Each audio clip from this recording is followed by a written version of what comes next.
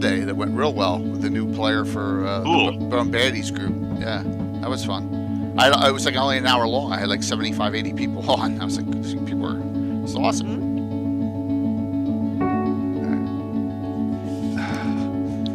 All right. Thank you for coming on this lesson and saving my butt on this one. This is, yeah. Oh, this is a fun one. Right? Yeah, it's fun. I remember a little bit of the stuff from board books and others, but yeah.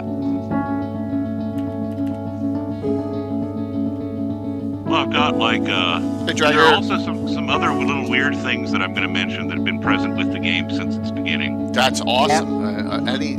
Anything that is goes back is great, man. So. I have a couple of things I think that I can add to the discussion here. Yeah.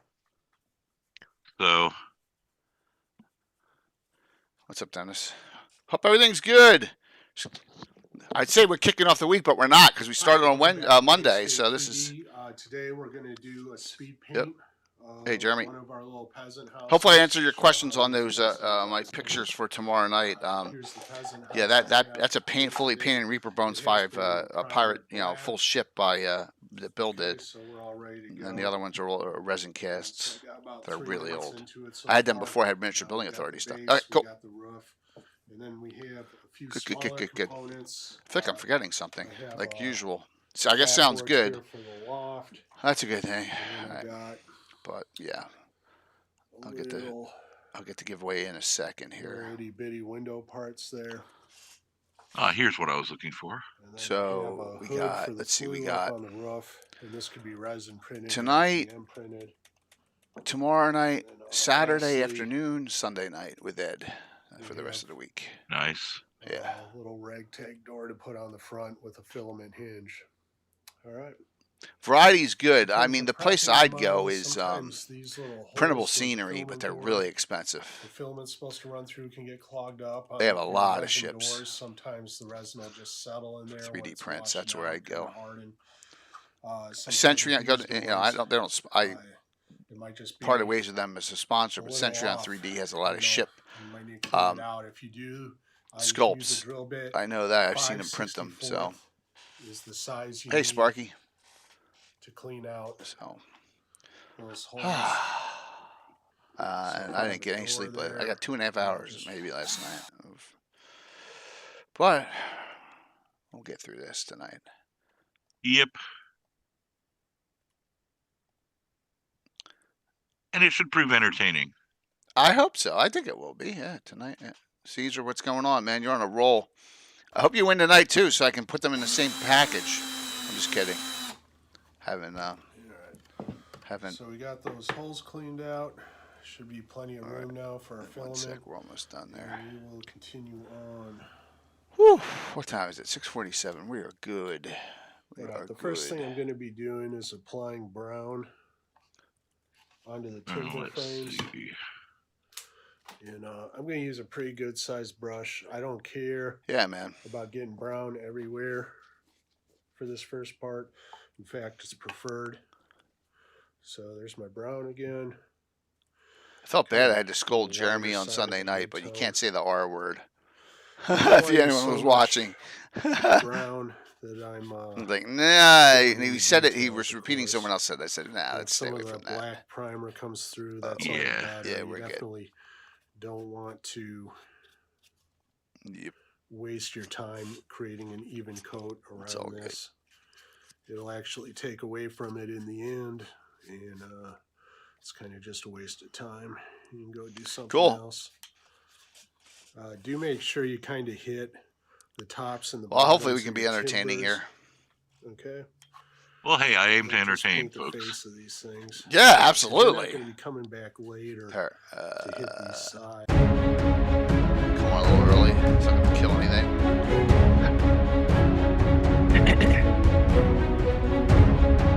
The testimonial page, Anna, I sent you.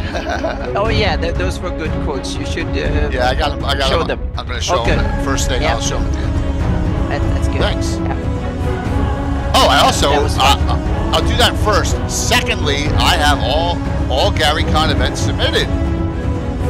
So, what's up, John? Yeah, and I have nada submitted. Yeah. Hey, Kurt. I'm saying that just to remind someone about something. That's. Oh, who's that? Submitted? Well, yeah, because I can't submit any. Oh, because you don't have a badge yet. Yes, exactly. Oh, well, that's Josh. So when anyone sees Josh on, let's slam. No, let's. Josh is not being nice to one of his minions. It's okay. No, it's not okay. Well, then there will be none of my events. Jeez. It's okay. I've been through worse. I've been through worse, so don't worry. Yeah. This was Les's idea too, Les, right? Games within the game. Yeah, man. it was. This is completely your idea. What's up, Michael? That's right. Put all the blame on me. Sudrak, that is awesome. Flum phrasing. I always wanted to see flum phrasing. Yep.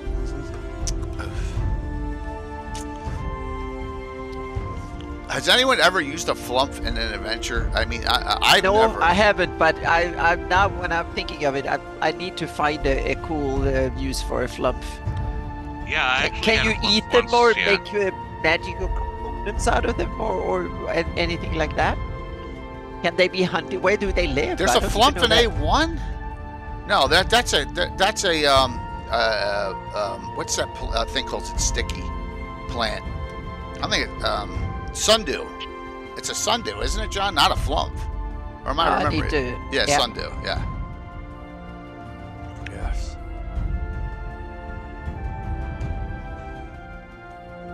Yes, it's up over record. They're cool. I'm reading the stats. They're cooler than I thought. They're one of the. When I was a kid and I got Fiend Folio, I'm like, why?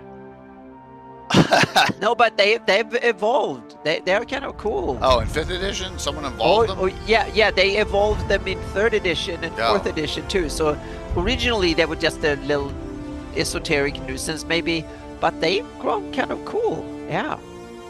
As long as they're not, no one's playing Modrons, I'm fine. That's my hatred.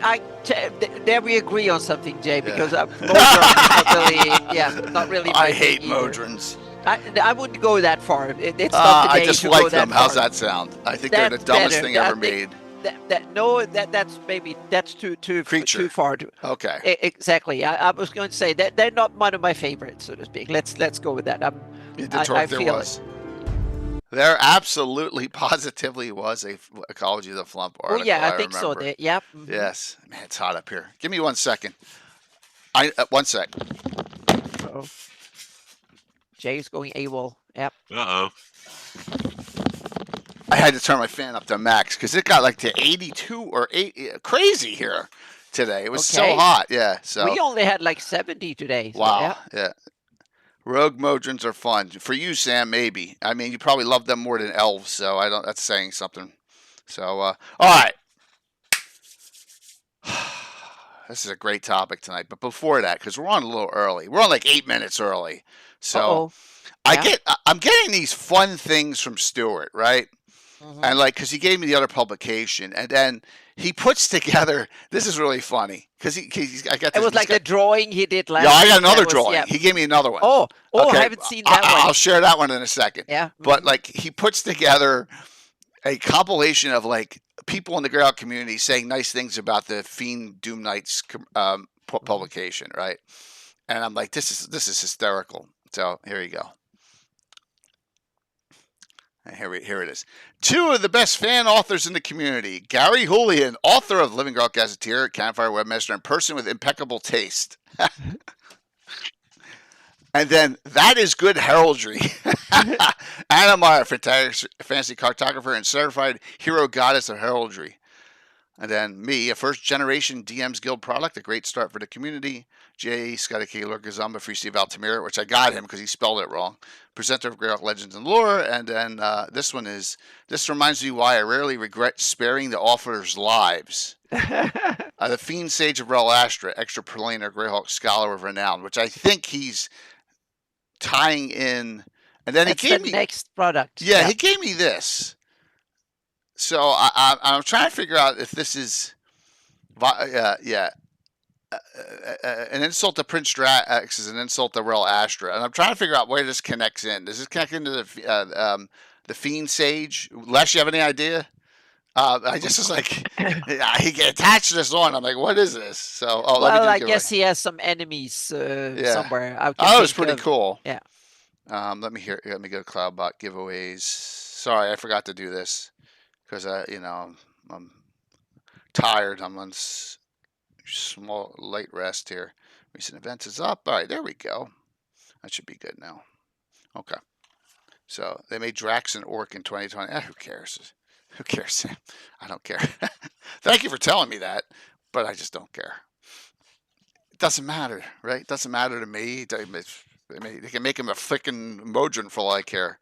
That's what they should do. They should turn everyone to Modrons and Flumps in GREYHAWK, and then No. I'm kidding, Les. All right, so and then we have this. I'm gonna give this Fiend Sage of Real Astra, which is a pay-as-you-go, pay as much as you want from them. So once again, he shared with me art. If you're unhappy with this art, here's your alternate cover. There you go.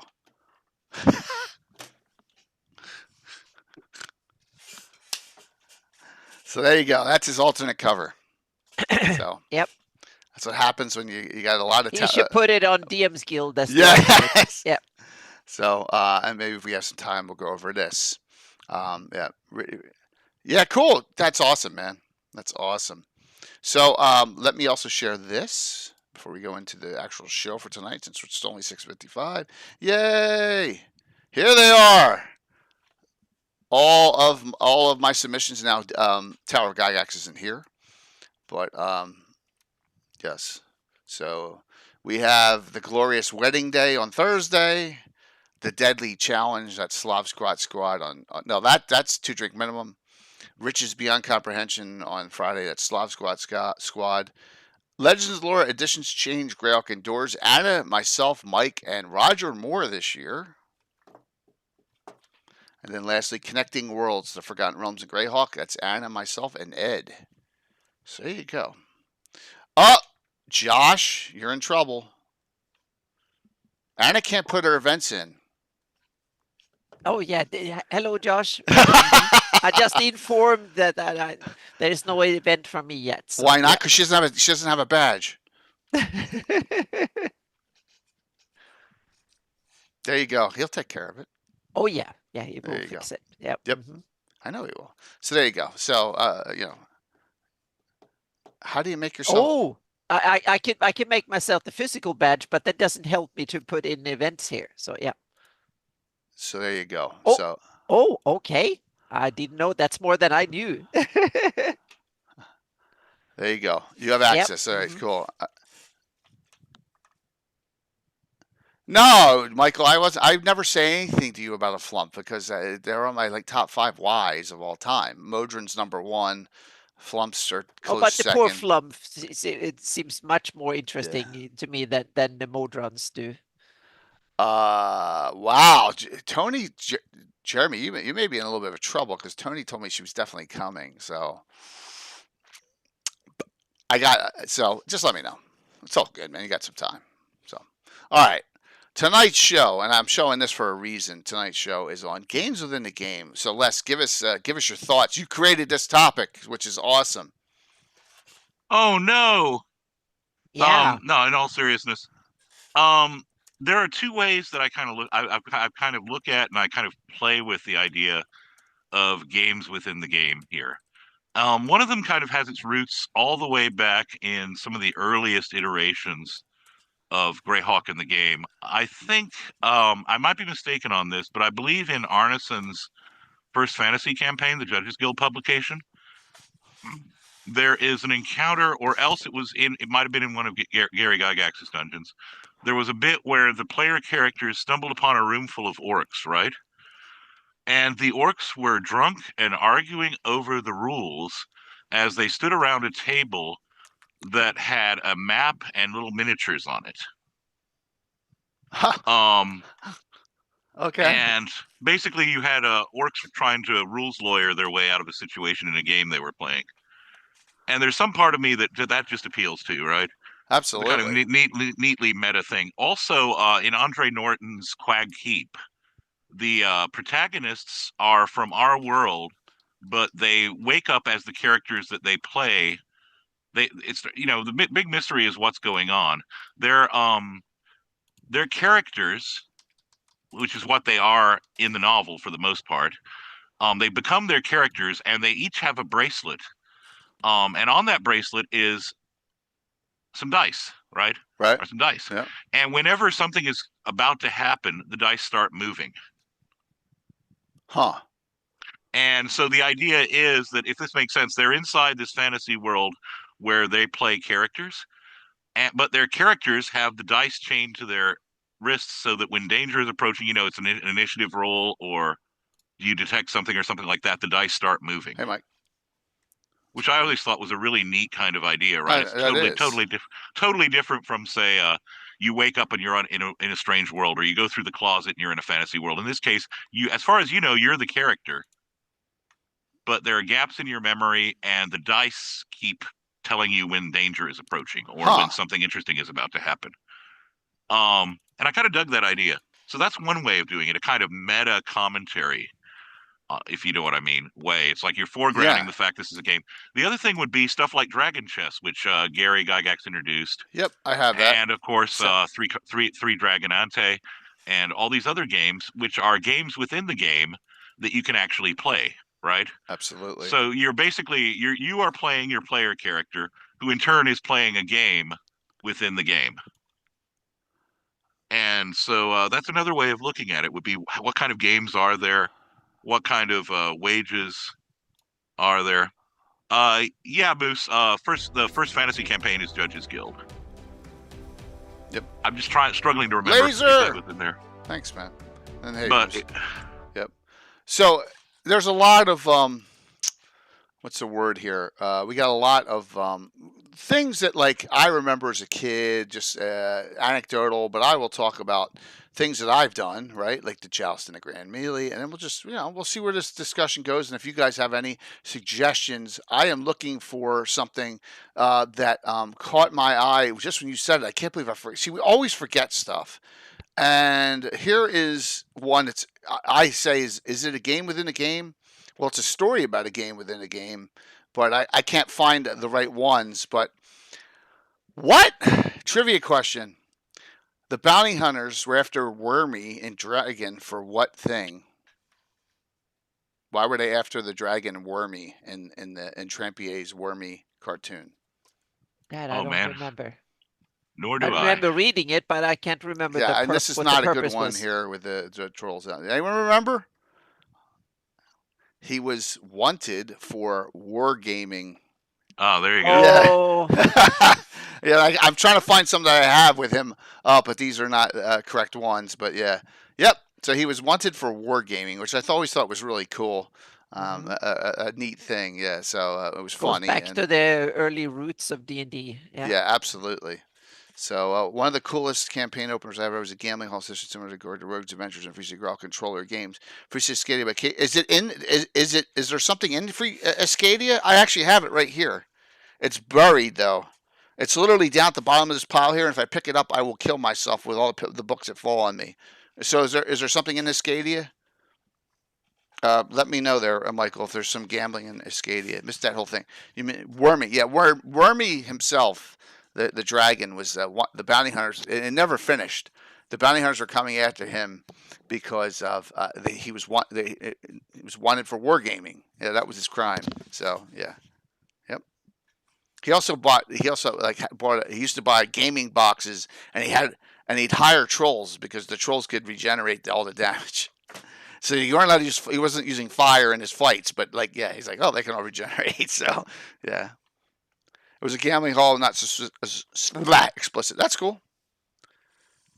Yeah, they use living creatures for minis. Absolutely. I thought it was funny especially when I was like 11, 12, 13 years old. Like, this is funny. It's cool. So, yeah. Hey, Chris. 2 Chris's. All right. Classic D&D reprint giveaway tonight, everyone. So, and just to introduce this, I thought I'd introduce it. I'd please do it just as a lead-in. I was going to want to mention 2 gods specifically. Yep. Norabo, of course. Yeah, and Ralashaz. And Ralashaz, but also Nazarn. Oh, okay. You're familiar with Nazarn, of course, who I believe came up in Blood of Heroes, the Living GREYHAWK Journal #3. Oh, okay, yeah, yep. And if you remember, his basically his followers tend to be duelists or gladiators. He was one through the list of all the hero deities. Yep. Yeah, Living GREYHAWK Journal 3. And the reason I find that significant is that, okay, if you look at GREYHAWK's kind of pulpy roots, right, and you get this to some extent with the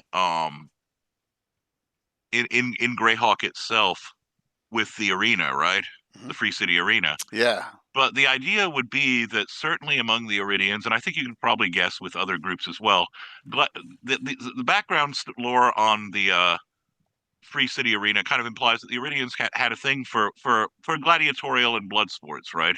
Mm-hmm. Yeah. And I think that's such a great pulp trope, if you will, the arena fight, the pit fight. Whether you come out of it or whether you sign up for a pit fight because you need money or you want to claim, or there's some some sort of laurel that you'll win for being victorious. So I kind of like leaning into those things. It's one of the reasons why there's a third-party class pugilist that I much prefer to monks in my campaign. Oh, nice. They're basically basically they're street fighters. They can be pit fighters. It just has none of the kind of associations with Taoism or Buddhism that you get with the right with the monk. Okay, everyone, I'm gonna do a movie quote. I'm a pugilist. Anyone? No, that's a tough one. What are you? A pugilist. None of them know what it is. Oh man. So yeah, I love. Wait, isn't that Young Guns? Yeah. That's good job. Oh, wow. Wow. Yes. Because I was trying to think, isn't there a line about I'm not a pistolier or yes. Yes, I'm a pugilist. Yeah, Casey Shemenko's character. Yeah. Yeah. Or Kung Fu the TV show. Yeah, I just love Kung Fu as a kid. Yeah, so I love arena combat too, Les, and ours was not as deadly as the GREYHAWK one can be. And there's a lot of cool stories. Or Spine Castle, for that matter. Yeah, see that? Yeah, I can imagine Spine Castle's really, much more nasty than yes, Altamira's. One of the player characters. I think I've mentioned this before, but I think it's worth noting. One of my player characters, God bless him, and he committed to this. He was like, "No, it's okay," because I was like, "Man, I'm really sorry." But basically, he fumbled, wound up getting impaled as he rushed an ape, like this four-armed ape, which then proceeded to rip him in half and throw his lower body to or no, it was his upper body. It threw his upper body into the crowd, which then went wild because it's meat in Spine Castle. So that's that would hurt. Yes. Yeah. But the character was glad. He was like, no, I died of a warrior's death, and I get to be with my ancestors now. So I'm like, hey, okay, then it's all good. Wow. That's bad. Yeah, that's damn. Well, I think of stuff like that, and I also think there's a great scene early in the Count of Monte Cristo, the novel. The scene very seldom gets adapted in English language versions. But I want to say it's around chapter 36, right? Okay. And what happens is Albert and Franz are at Carnival in Rome when they meet the Count for the first time, and he invites them up to their to these rooms that he's rented, where they're looking down on public executions, right? Right. Okay. And the point is, they have this long discussion about justice versus revenge, and public versus private, and sin and atonement. But the whole point is that during this bit, there are these people who are being led up to be executed, right? Okay. And it's a really brutal, nasty scene, where a character basically dies. There was a type of execution, a type of beheading that they used to practice that involved a giant mallet, right? A mazzatello is what it was called. It's basically a mace or a a mallet.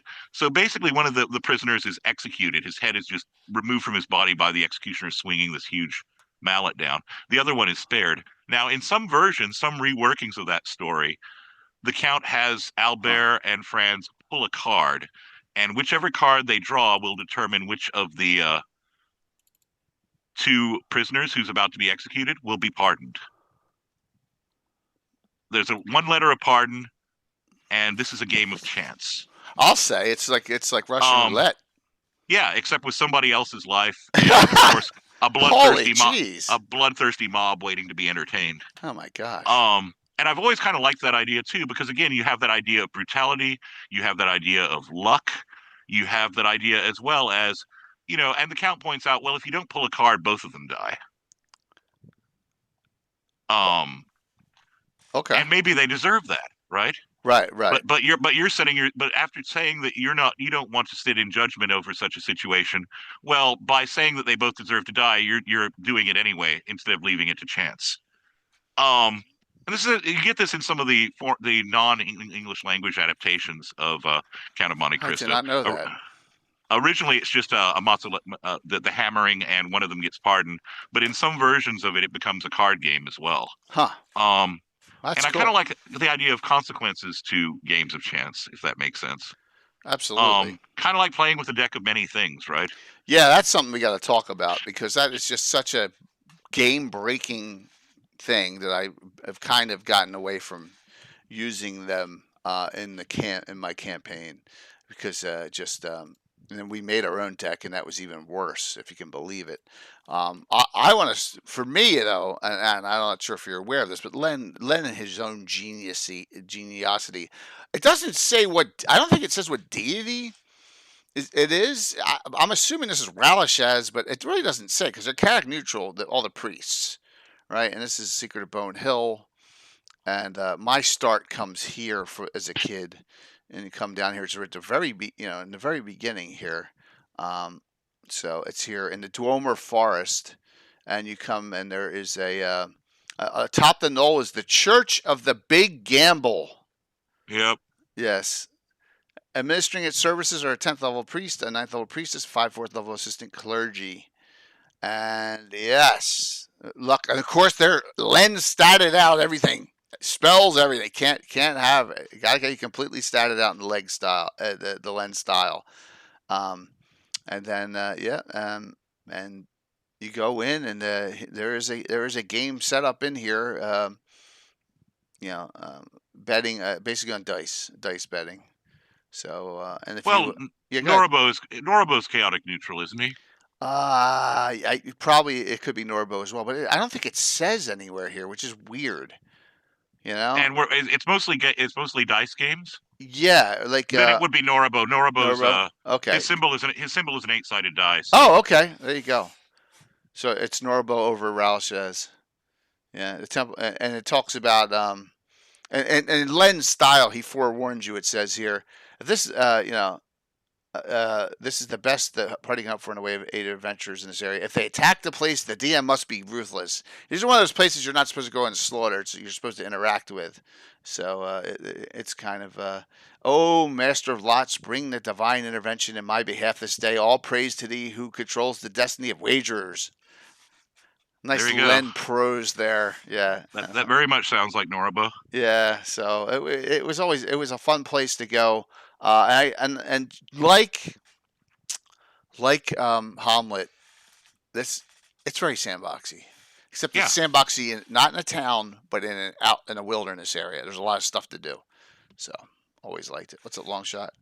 Yeah, Bone Hill is awesome, man. It's on my wall of fame. And that's how I introduced myself to Len, trying to get him to first come. And you remember, Anna, it took 9 months to get him on a show the first time. I said to him, Len, I showed him a picture of my wall of fame. I said, Len, you're a hero of mine. Look, Bone Hill's on the top wall, top row. Oh, well, that's cool, so I went from there.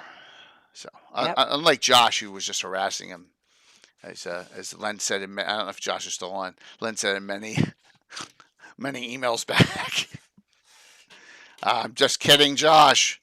So yeah, that was always my start point in my games of chance and gambling and all sorts of things in an adventure, and that was right there. I don't think there are any in Hamlet, if I recall. I don't think there's any in the inn there. No. No, I don't think so. Yeah. I somehow doubt that St. Cuthbert would approve much.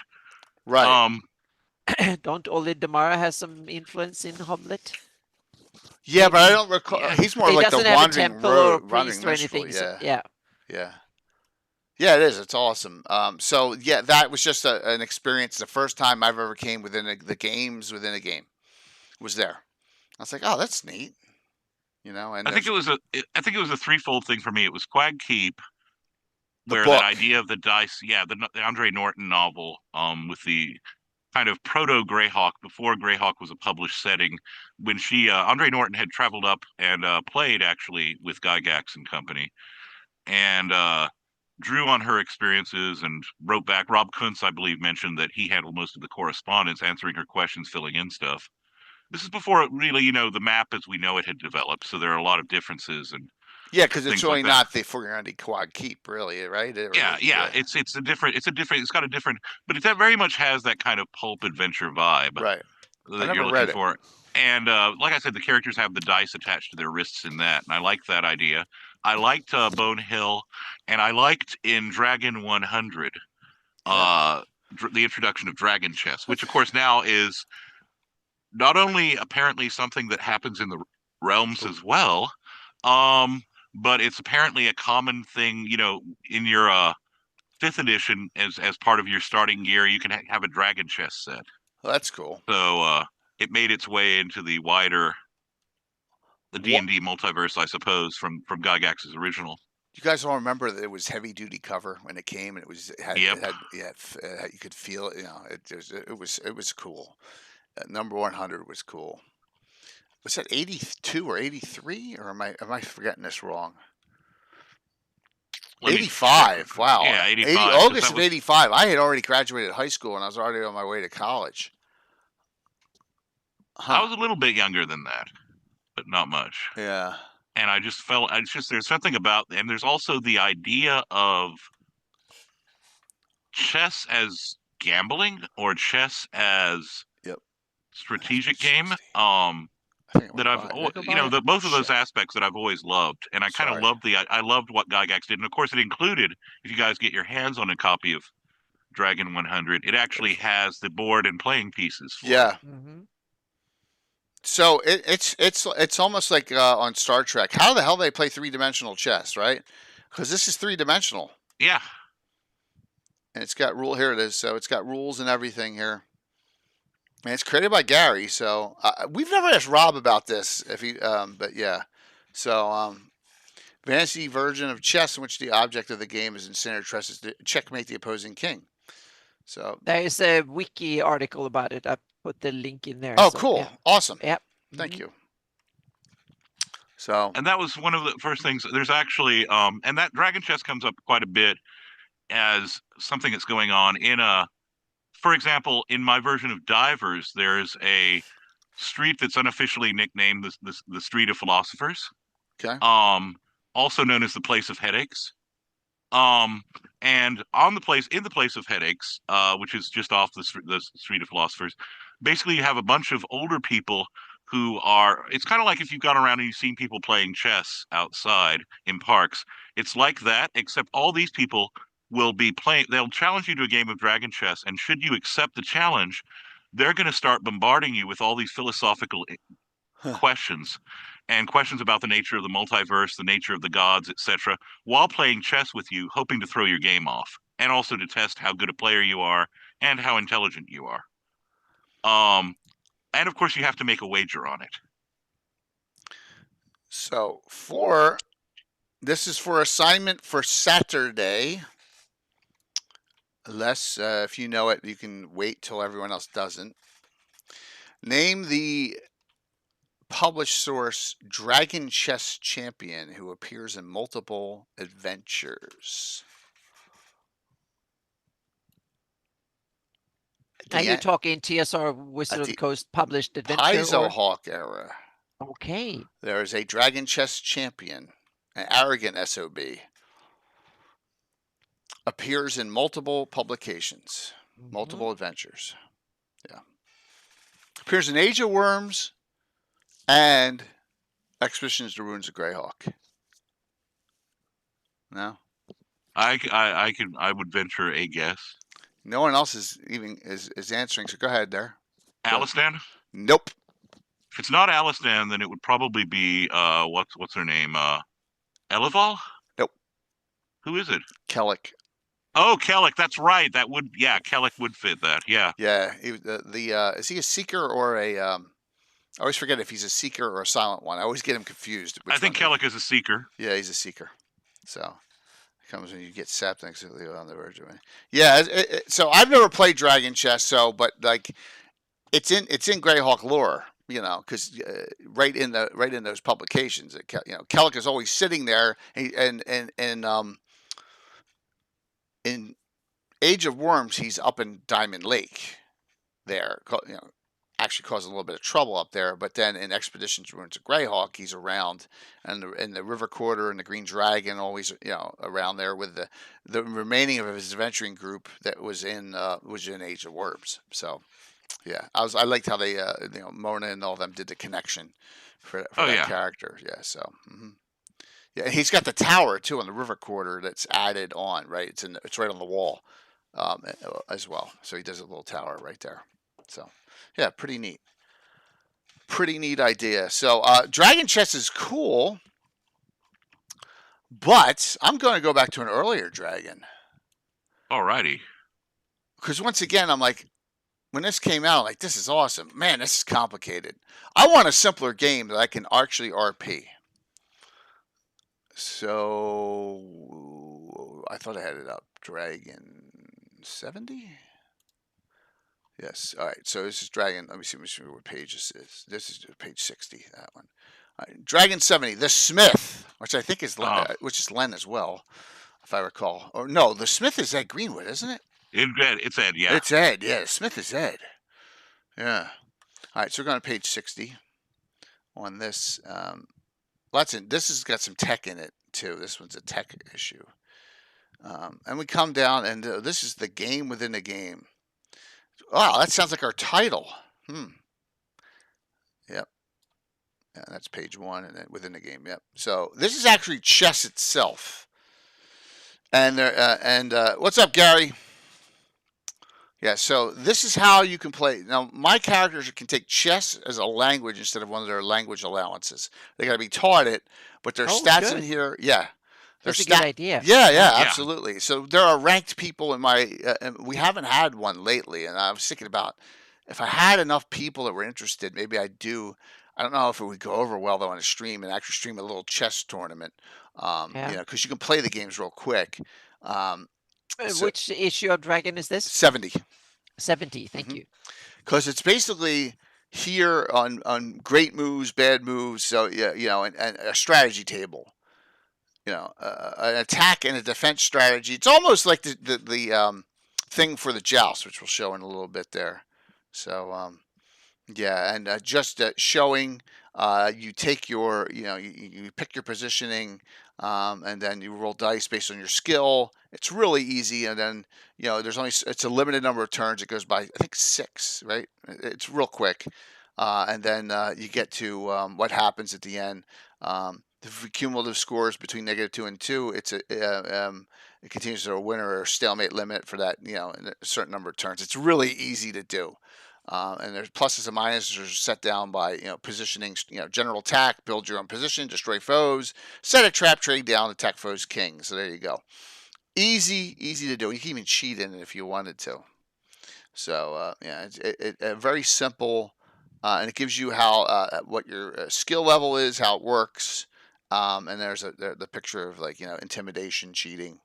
So yeah. So I liked it. Let's see where our convention. Let's see what conventions we can go to here. Do I know? I've never heard of any of these. OrcCon, Game Fair, Wisconsin Science Fiction Convention, CrusaderCon 2, AlCon, ImagineCon, CoastCon. I don't know. OrcCon is still running here, and it's an LA convention. It's still running. Cool. Yep. Mm-hmm. It says It's February. Strategicon every 6 months and Orcon every 6 months. Nice. So to speak. So it's two. They're usually in one of the hotels near LAX. Nice. So they're easy to get to. So oh, yeah, cool. I've been There a you couple go. of times. That's 40 years ago. Mm-hmm. So yep, it must be one of the longer running conventions in the country then. Excellent. Yep. I have, and this will be, and I hate to jump in here, but I was No, going to go mention for it. to you as well. Jay, you'll appreciate this because of the source. It's one of your favorites, I know. GREYHAWK Adventures by Jim Ward. Yep. Page 113. All right, let me go there. I don't have that one up. Give me 1 second here. Sure. There's an adventure called The House of Cards. Oh, yeah. Which is set in Elred, and it actually gives you multiple games. You have, among others, on page 114, let me go down. Gaming at the Tables is where it begins, where it describes I forgot about that one. Great one. Then you have Table 1, Dragon Cards. It gives you the way to play Dragon Cards. Table 2, In Between. Table 3, 2 and 3. Table 4, Dice Racing. Tables 5 through 10, card games. Yeah, that's a great one, man. Thanks for remember. I completely forgot about that one. That's a home run. Yep. DM decides how tough the situation describes below or to survive. If you play out the optional encounters, you should have 4 to 6 players of characters levels 3 to 7. And you can place it anywhere else with the House of Cards. Yep. And let me tell you something. If you ever want to relieve your players of some of their thing, or get them into a corner of debt where they have to work it off and they desperately need coin, you'll know. At least I found with some of my players, not all of them, but once they start winning, I'm sure we've all observed this among people we've known, where the winning streak really catches in the blood, and the person can't quit when they're ahead. Oh, and yeah. Of course, inevitably starts taking losses. I found that players can be as reckless with that as they can be with combat. And that works to my advantage, right? Because now you're indebted to somebody. And what are the terms of covering that debt going to be? What does covering that debt involve, right? Les, you know what it is. It's not real money, so I'm just going to go for it. And then realizing in the game how bad that's going to be. All right. Hey, what's up, dude? It's good to see you. Yeah. So this is a good one. I never ran this. Oh, so this is where the Lucky Ring of the Wild Coast comes from, which is in here, in the magic items. So the thief offers a piece of Lucky Ring of the Wild Coast came to his enchanted influence dice roll. So nice. Man, the one thing I regret is, Jim's gone now, but he could never tell us who wrote what. I just wish he forgot because we don't even know who participated in this beyond Jim. He never even gave us a name of any of them. I mean, there's probably writers in the front, right? Yeah. But I would have loved to have known a little bit more about this. Les, you ever use this? Yeah, go ahead, Anna. I was going to say it was put together quickly, so to speak. So some of it was probably laying around at TSR at the time, so they put it in here, and some of it was probably half written. Other things were written specifically for it, so it was like a mix of things. It's my guess. Cool. Yeah, I've used some of those card games. Okay. Dice games. I like.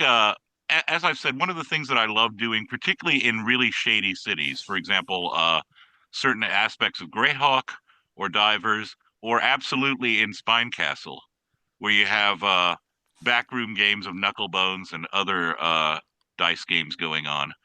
I love setting. I just love. This is one of these things. I don't myself gamble, but I like casinos.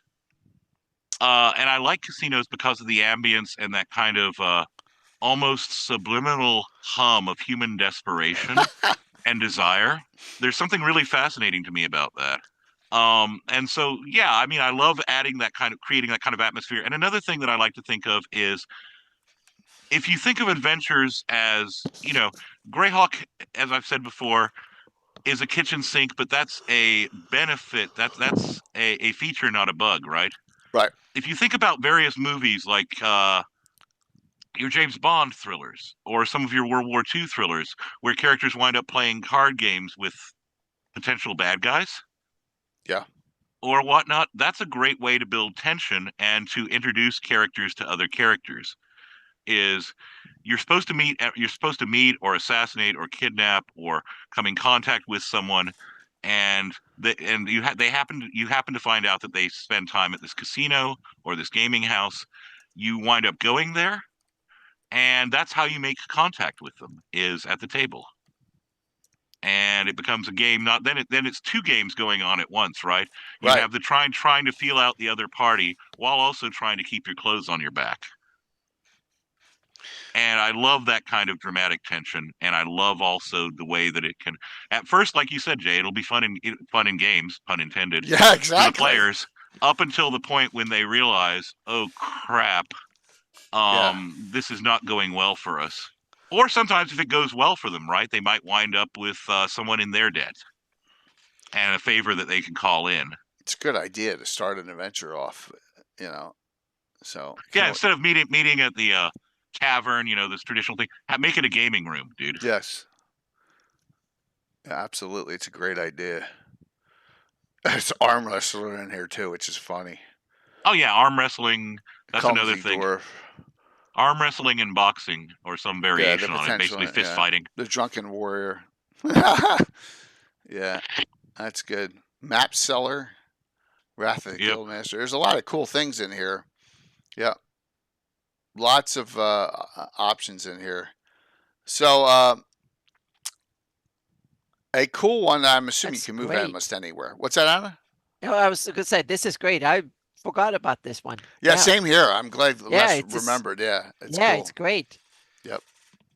So, yes, I did, Tim. I covered it. It's the first thing that you and I remember as a kid, the Church of the Big Gamble. Absolutely. That's where I went first because it was, and we can't, Les believes it's, I'm sorry, not Procan. Norbo? Norbo. It's a Norbo because it doesn't say, and it has the prayer to he who influences the dice. And yeah. And that is, because it never stated whether it was Norbo or if it was Ralshez, but Ralshez isn't his. So it would make sense it's Norbo. Here's the thing.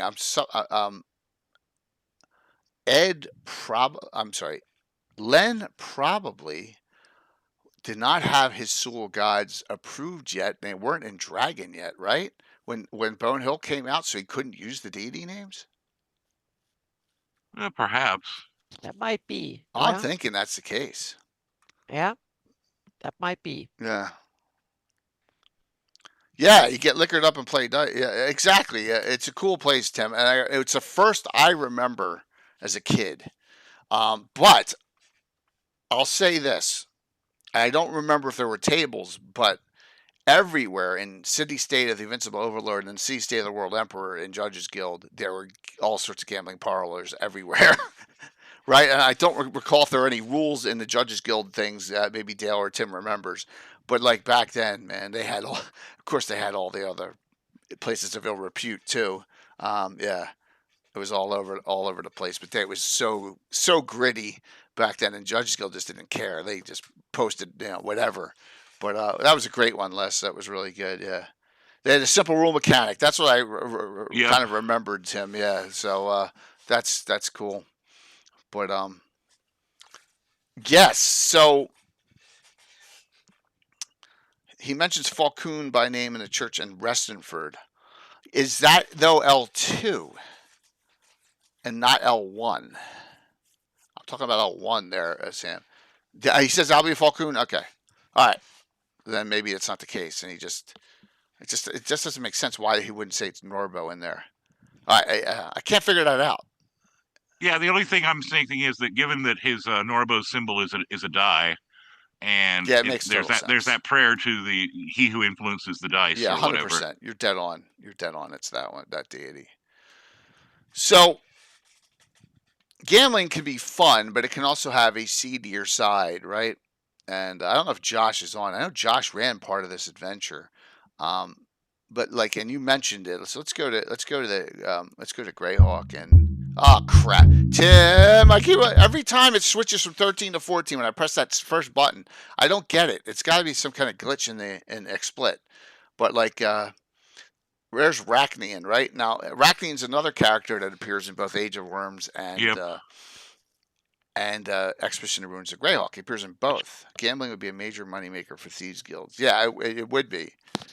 And there's also some great ones in just in the City Greyhawk, but I don't know if any of them have gambling rules in the City Greyhawk box set. I don't think they do. No, they don't. But I was going to mention, Tim, actually that adventure or that adventure in Greyhawk Adventures mentions the town's thieves guild having its hand in the gambling activity. Yeah. So yeah, definitely, it's organized crime, man.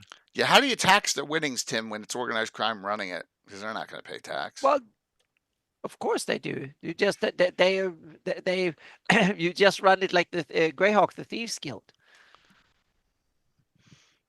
I guess. I mean, we're not talking. We're talking Elrid in that one. I guess maybe in Greyhawk it's different, but in Elrid, well, it's simply they might it's not run by the biggest boss in town, so to speak. There might be another one, so to speak. It's like a one on top of the other. So and also, sorry, go on. No, I was going to suggest. I'm sorry for interrupting there, Anna, but no, please. I was going to suggest something that I've done before, which is say the local thieves guild has its hands in the casino, but the casino or the gaming house is a legit front. Right. Yeah. What you then do is leak information, like a representative of the thieves guild notes who's won stuff, passes it along to some thieves who then attempt to rob the players. Yep. So it's basically like the house wins. It just may not win legitimately or in the through gaming, right? Yeah, and also if the house takes wins a lot of money, then the Thieves Guild wants some excessive winnings or something like that. So they want a fee for protecting it, so to speak, keeping an eye out for it. And heaven forbid the players try cheating. Mm-hmm. Yeah, that's crazy. That's crazy talk. Yeah. You know, for someone to end up cheating. I'm interested here. I'm gonna go. I'm gonna go into the upper quarter here in Greyhawk, and I want to take a look at something real quick here. And while you're doing that, another game I would recommend. It was introduced during the Paizo Hawk years. Yeah, you gave it to me. Of course. This would be which would be three Dragonante. Yeah, I like that, and I'm going to show that in a second. That's and what I was going to mention in addition to that is, if you can find it, yo ho ho, and a bottle of internet rum. You can there was a supplement online called Luck of the Draw for an online supplement for free Dragonante called Luck of the Draw, which has variant and optional rules. So you can do variant games on, just as poker has its variants, free Dragonante has its variations. That's cool. Too. Did not know that. Yeah, it was a web enhancement over at WotC back in the day. I think I have that one sitting around here somewhere. If you can find it, let me know. Yeah, I'm not sure. Of course. Yeah, I have a copy of it. Yeah, I think I have a copy somewhere, but I'm not sure where the heck. Chapter 6, Folks, Feuds, and Factions. Of course. Yeah, because I googled it, so now I see what it looks like. Everyone. So I know I've seen it, but I just went by it. Might have it. I'm not sure, but I don't know where the heck I put it. Like it gives you options, 3 different options for running it, like normal games rules, and you simply rule. It's like player centric. Mixed, where you have the normal rules, but each character chooses one special ability from the table, and then you have character-centric, which is where the characters can use special abilities. And then it has skill use, what kind of skills you can use in the game, your character can use in the game. It's really fun stuff. And then it has a 3rd edition era stuff. Yeah, so, and it has a nice little adventure called A Quiet Night of Cards, which of course is anything but. Yeah. Yeah, I was looking here, and it doesn't say at all about games in these places. Like, here's the Wheel of Gold, but it says what the odds are stacked by 2%, or more. So it does tell you, like, the odds are in different. I guess they did this in an entire weekend, so I can't. The detail level enough is good. Tim, I'm never going into a back. So you know how everyone thinks they're paranoid when I DM. I'm never going into a back room with Tim ever again in a game. Oh, in a game. In real When life, I'm playing. When I'm playing. Now, do you know why? Everyone. Because you all know my anti-paladin trick that I learned from Tim, right? Mm-hmm. Three stage.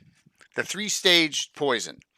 He or she puts poison in the food, puts poison in the drink, but you need the third one, which is usually some kind of gas for it to activate. And normally that's in the back room, right? And every time I'm like, no, Tim, I'm not going into your back room here. I don't care, with any of my characters. So it's like Ed Greenwood turning around looking to get backstabbed every adventure with me. I won't go into the back room at Tim's places. So right, yep, that was a different back room, Jay. Well, it's just no. It's the same one, man. I'm paranoid. Yep, exactly. Yeah, and another great thing that you can do is actually reminiscent of the Gord novels, since we're talking about the city of Greyhawk.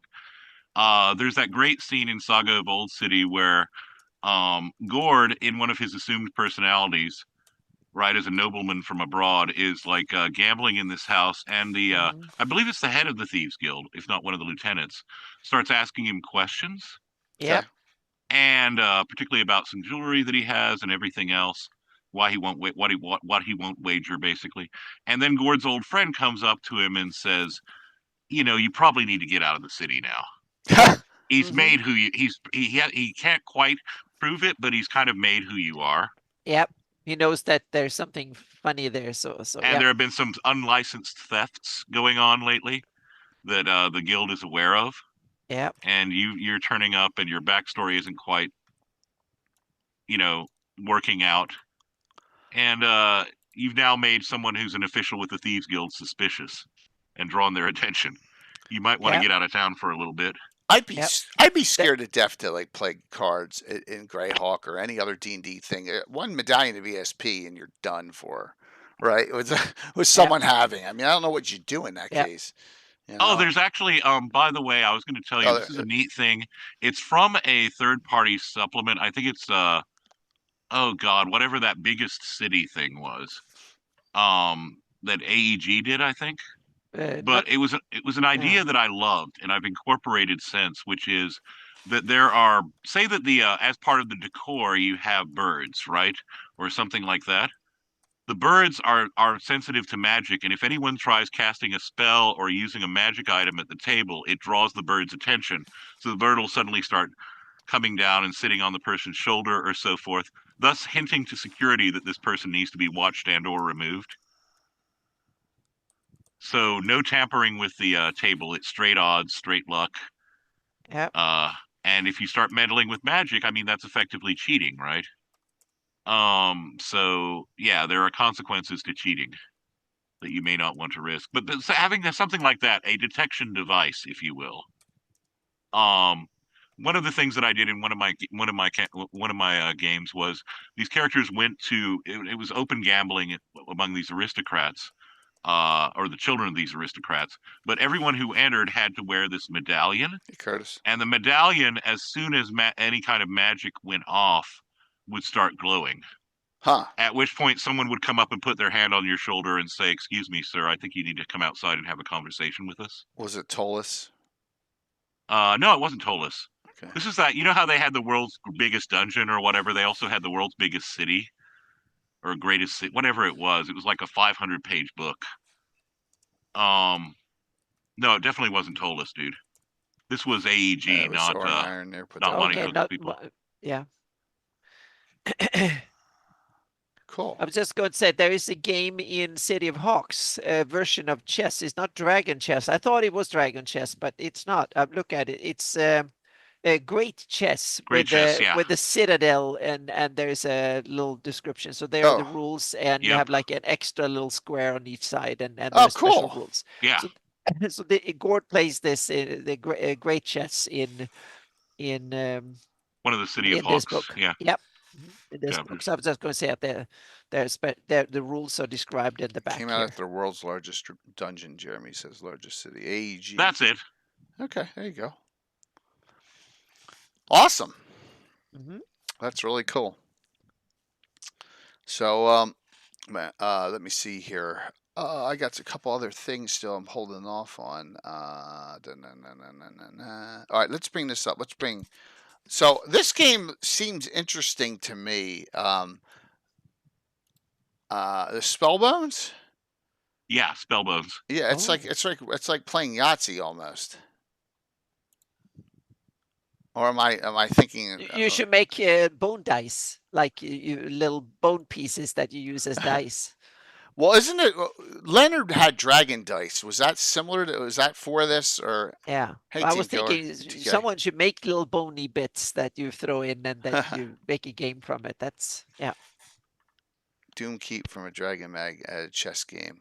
By the way, just the reference so that we have it. Spellbones was in Dragon 336, I think. Okay. Yeah, Tim, we already went over to chess in Dragon 70, which is the one we use. All right, so this relatively new game is gaining increasing popularity through affluent dice rollers in the 3 City. The basic game is similar to Fireball. Higher score on 5 to 6, but has 2 important differences. First, each die roll that is a 6 is magic. Magic die contributes no points toward a player's total, but instead can be used to change the result of one player's other dice that did not roll a 6, or any number from 1 to 5. So you can change any other die. Second major difference is the players can create creatures by rolling different combinations of numbers. Any result that contains a creature automatically defeats a non-creature result. So you always... If 2 players roll creatures, the more powerful creature wins. In the case of a tie, total result of the player's leftover dice, not counting 6s to break the tie. If they're still tied, the pot is split. Interesting. Yeah, somehow if you roll 5 6s, you roll an Archmage, so yeah, that would be almost impossible. The 5 5s is possible because 6s can be changed to 5s, right? So, interesting. Yeah, games like that are always fun because it keeps the players on their toes in terms of thinking things through, right? Right, because you gotta hide what changes you're making on your So it's pretty neat, on that. I've never tried that in a game, but that's a good one to try, just to do it. So yes, it does, Greg. I was getting to that. That's another one. It does, and you have to move like the piece, right? Yep. Yep, and Ghost Tower. Ghost Tower has a trap that is that you get on the that was something I was wanting to come to because chessboard traps or chessboard rooms are such a big convention in both science fiction and fantasy, right? Yeah. You see that stuff in Star Trek, you see it in everywhere. Big one. And it's always a great kind of puzzle, right? A big one in the 5 Doctors. Yep. Doctor Who. Yep. And the Master takes it through and kills all the Cybermen with it. See? Man, I can't believe I remembered that. It Goes to Our Remember List was great. We were talking about that. We're spooky. And the chessboard's a neat one. You just got to figure out how to move, the whole point of it, and then you'll be pretty safe on that board. One of the smaller, cooler traps. Oh gosh. I got to crash early tonight, man. Oof. Oh, I like that emote there, Patrick. That's cool. So, all right. Annie, got any before I go on to another one? I just found something in the dragon. I'm pasting it in. Okay, so I was thinking. I did some experimenting with some pit fighting rules that I had. If you wanted to have like more detailed combat, let's say you have like the characters get involved in something like an arena, or they're fighting and this is the fight that is more important than other fights, and you have people, spectators, and really. Okay. So then I had the one of the things is that then the combat happens simultaneously. So the number when you have attacks, you go and these are rules when you have one-on-one combat, so to speak. So there's no escape. You're up on your face and you're fighting each other. So you roll each simultaneously. So you decide when you have an attack. And the scary bit is that if the opponent has more attacks than you, then you're in trouble, so to speak, if he's better. But you might not know that to begin with. So you can either attack, or you can parry. You can use your attack to parry, because if you have better value and you realize that I have more attacks than the other one, you can use an attack to parry instead. Or if you feel like I'm just going to try and defend myself for the moment because there's cheating and stuff, then you can use an attack roll to try and parry instead of using rely on your armor class. Or you can then, if you attack and the other one has more attacks or whatever, so you can't parry, then you will rely on your active armor class, so to speak. And then what happens is that if both attacks, then the one who hits is that you both roll to hit, and if one rolls higher than the other one, then you can damage the other one, so to speak. So you need to roll high enough, and then you can go past the armor class. So it can be really tricky. The problem is that it can take time to fight, because it can be kind of even. So if you have two even fighters, it takes some time to kill the other one, or to get into them. But if you get more than 10 more, then you can knock out, so to speak, or like quit, so to speak. You can really do a crit or a knockout, or you can do a fancy maneuver if you get 10 more than the other one in your attempt. And that can happen to almost anyone. If one rolls 20 and one rolls 1, and then even if you have a lot of plus, you can still, so you can't kind of screw up. If one rolls high and the other one rolls low, then even the ones that are very different in power level, you can still manage to get screw up, so to speak, and do it. And then you have tricks and stuff. You can use intimidate to get advantage on a roll, or you can use sleight of hand to get advantage too. And you can also use performance and work with the crowd, so if there is spectators and stuff, so you can use performance roll as well to give you advantage, or to induce disadvantage on the other guy's defense rolls or whatever. So that is the Are you writing those up? Oh yeah, I have the embryo. I haven't play tested them in. I did a 3rd edition or a Pathfinder 1 version of this. Now I'm making a Hawktail version of these rules too. So I'm going to definitely publish them once I have a little bit better. Just for gladiatorial combat, right?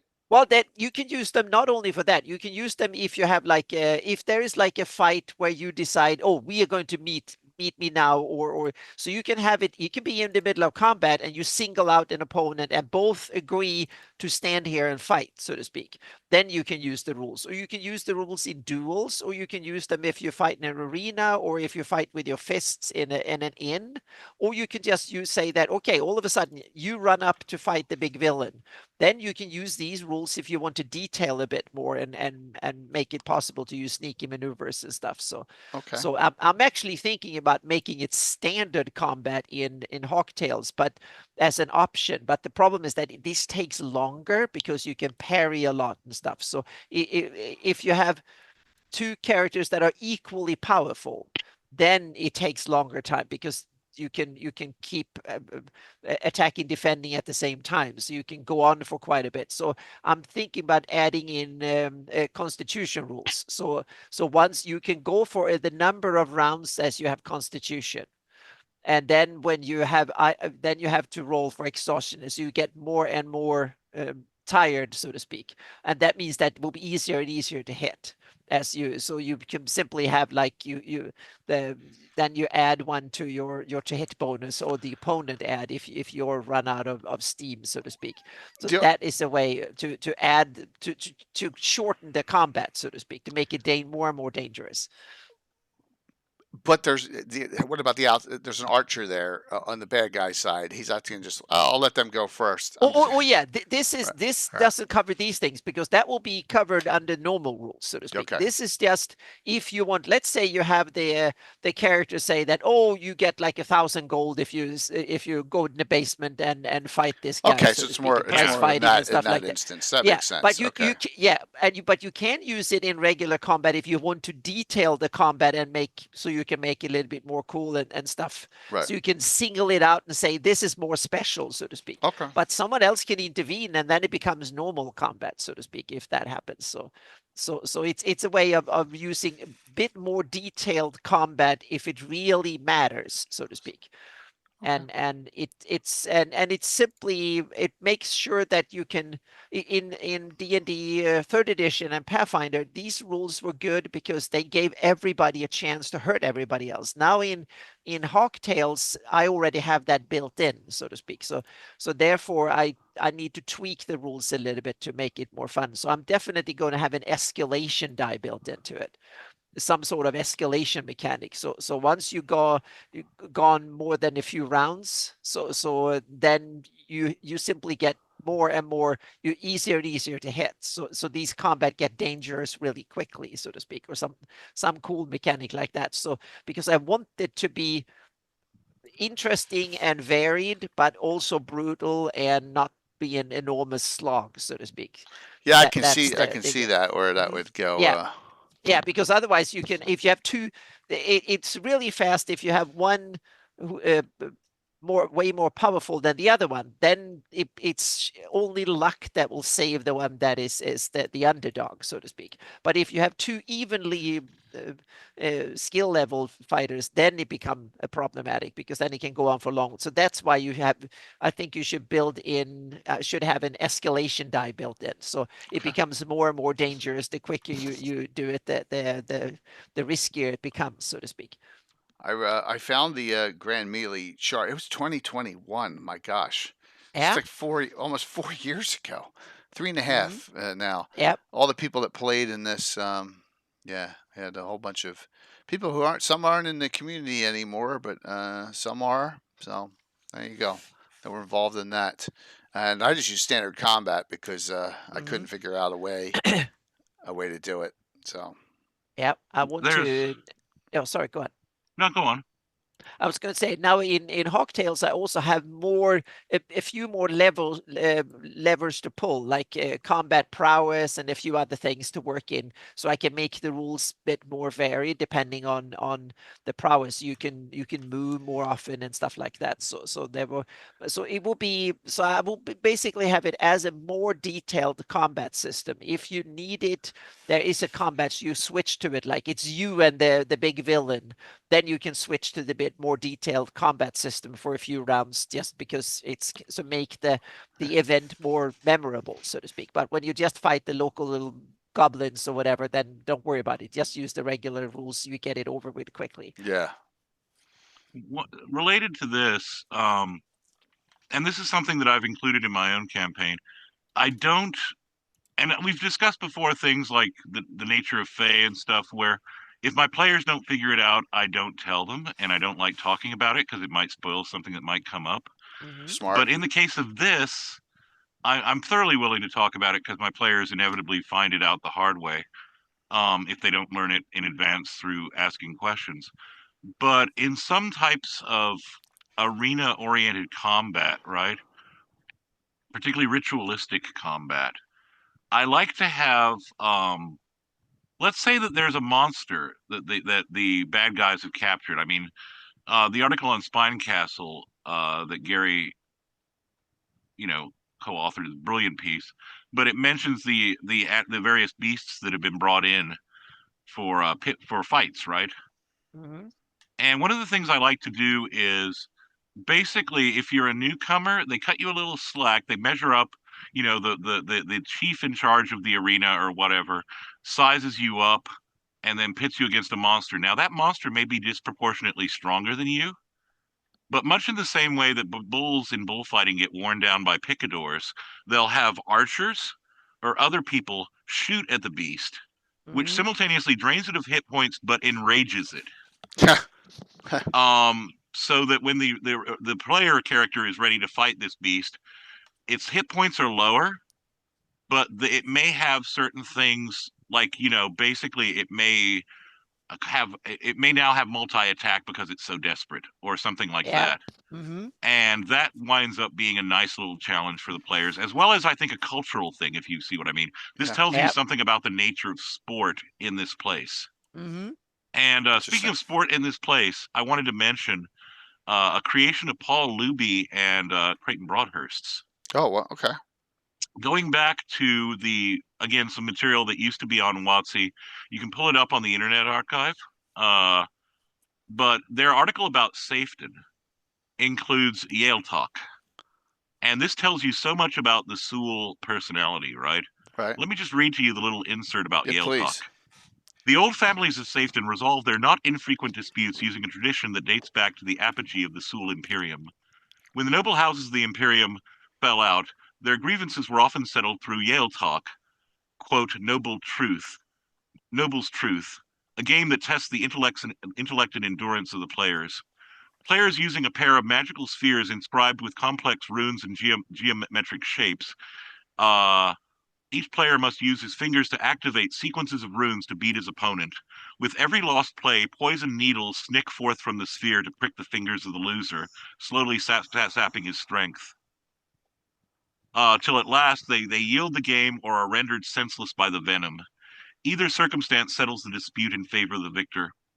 The game is played to this day among the old families, and Safeton is home to one of the few sets of GREYHAWK spheres in the Flonesse that predate the reign of colorless fire.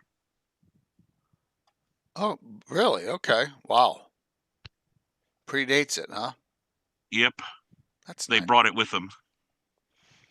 That one I never heard of. Well, because it was customized by them, but that's cool. So you're saying it's still available, but it's on the archive because WotC, for whatever reason, nuked all their cool stuff. Let me go ahead and post a link to it, actually. Yeah, that's a good idea. Thanks. It's over on the Internet Archive and other places, but there you go. Oh, yeah. Cool. Yep. And I like that because, again, this is one of the things when we talk about to avoid being, well, what the hell, I'll do my usual thing and dive full in. Sure. Ludic, the Ludic, that is to say things that have to do with games, right? Tell you a lot about the cultures and the priorities of a culture. Games can be used to educate, as we know.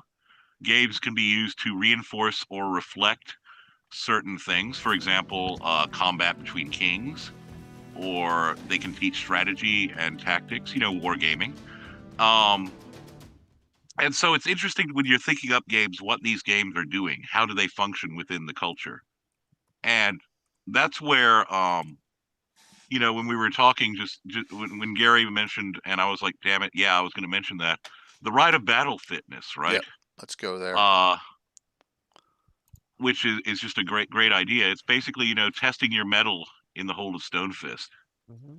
I think it's biannual, if I'm not mistaken. So if we come down here, here it is. The Mastership of the Hold is a semi-hereditary position, descendants of Lek. He only had 219 wives. That's awesome. Sorry.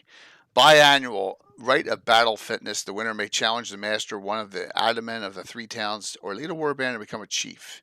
The surviving losers join the standing warband of fists, those who did best becoming chieftains, subchiefs, and leaders of raiding bands. So it doesn't say what it is really. I think you can kind of infer, since it causes death, or can cause death.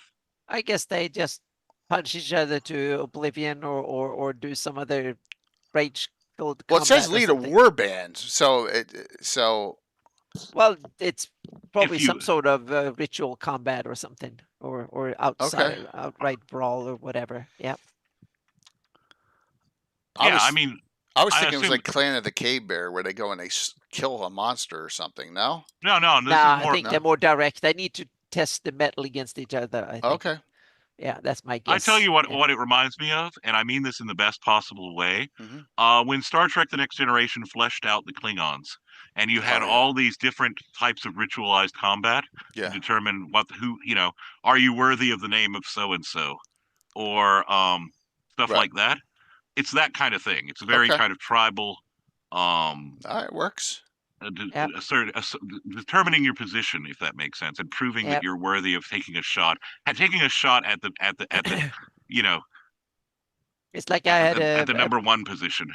Yeah, a humanoid tribe that put their little babies in a pit And then the babies had to basically fight each other to survive. And when they got big enough, so they can climb out of the pit, the survivors could do. Then they were greeted back into the tribe as good warriors. Because they didn't want any kids that couldn't fit. That's what they did with Conan. Yeah, exactly. That's similar. It's survival of the fittest, because they put out all these babies, but only the ones that are, so they don't care about their individual kids. It's the tribe and the clan, or so to speak, needs the best survivors, so to speak. So only the fittest are into it. The rest can be whatever. Somehow I don't think that's going to be in the 5th edition Dungeon Master's Guide. Exactly. I was just going to say, this is not for consumption of the new generation gamers. There's no baking going on. I was going to say, particularly my goblins have something similar in scarcity economies. Now, if they're actually in a position where there's a surplus, the goblins might not do it. But those goblin tribes that exist in a kind of scarcity economy, it's like a way of weeding out. And also, you don't only want the strongest; sometimes you want the most cunning. Yeah, exactly. Whatever method they use to survive, and I would see it as lawful humanoids would use this, because it requires the understanding and cooperation of the whole clan, so to speak. That lawful or neutral. Yeah, yeah. I mean, the totally chaotic might not do it at such an organized way and be accepted by everybody. House Nailix did it to their kids. They put them in cages. Oh yeah. I'm not saying that humanoids are the only ones. Yeah. The Nailixics are definitely below the standard of a lot of humanoids, even in Greyhawks, by Greyhawks' low standards when it comes to the morals and ethics of certain creatures in the world, so to speak. But I must say, to the defense, this is ingredients that I want in a fantasy world that has evil in it, so to speak. Well, yes. I want evil creatures to do evil things, because that makes them worthy opponents, so to speak. Well, also, and if you were to get into that idea, worthy enough to go after, so to speak. That idea of cultures and what they prioritize, right? Yeah. Again, the idea that guile or brute strength might be attributes that they want to develop. These might be, beneficial not only to the individual, they probably but saw to the it tribe. as meaning it's a good thing in that sense that you don't have to babysit, and you get a fast, and also the unworthy offspring gets weeded out quickly, so they don't use up any. Exactly, you don't have to feed them and stuff like that, and they don't run away. And you can put them in cages or something, so it means that others can't get to them. So it's effective, it's fun entertainment, and it gives really good warriors at an early age, so to speak. So it's I'm gonna bust Sam's stones right now. He's gonna get some D's nutses. So Sam, tell me where there's a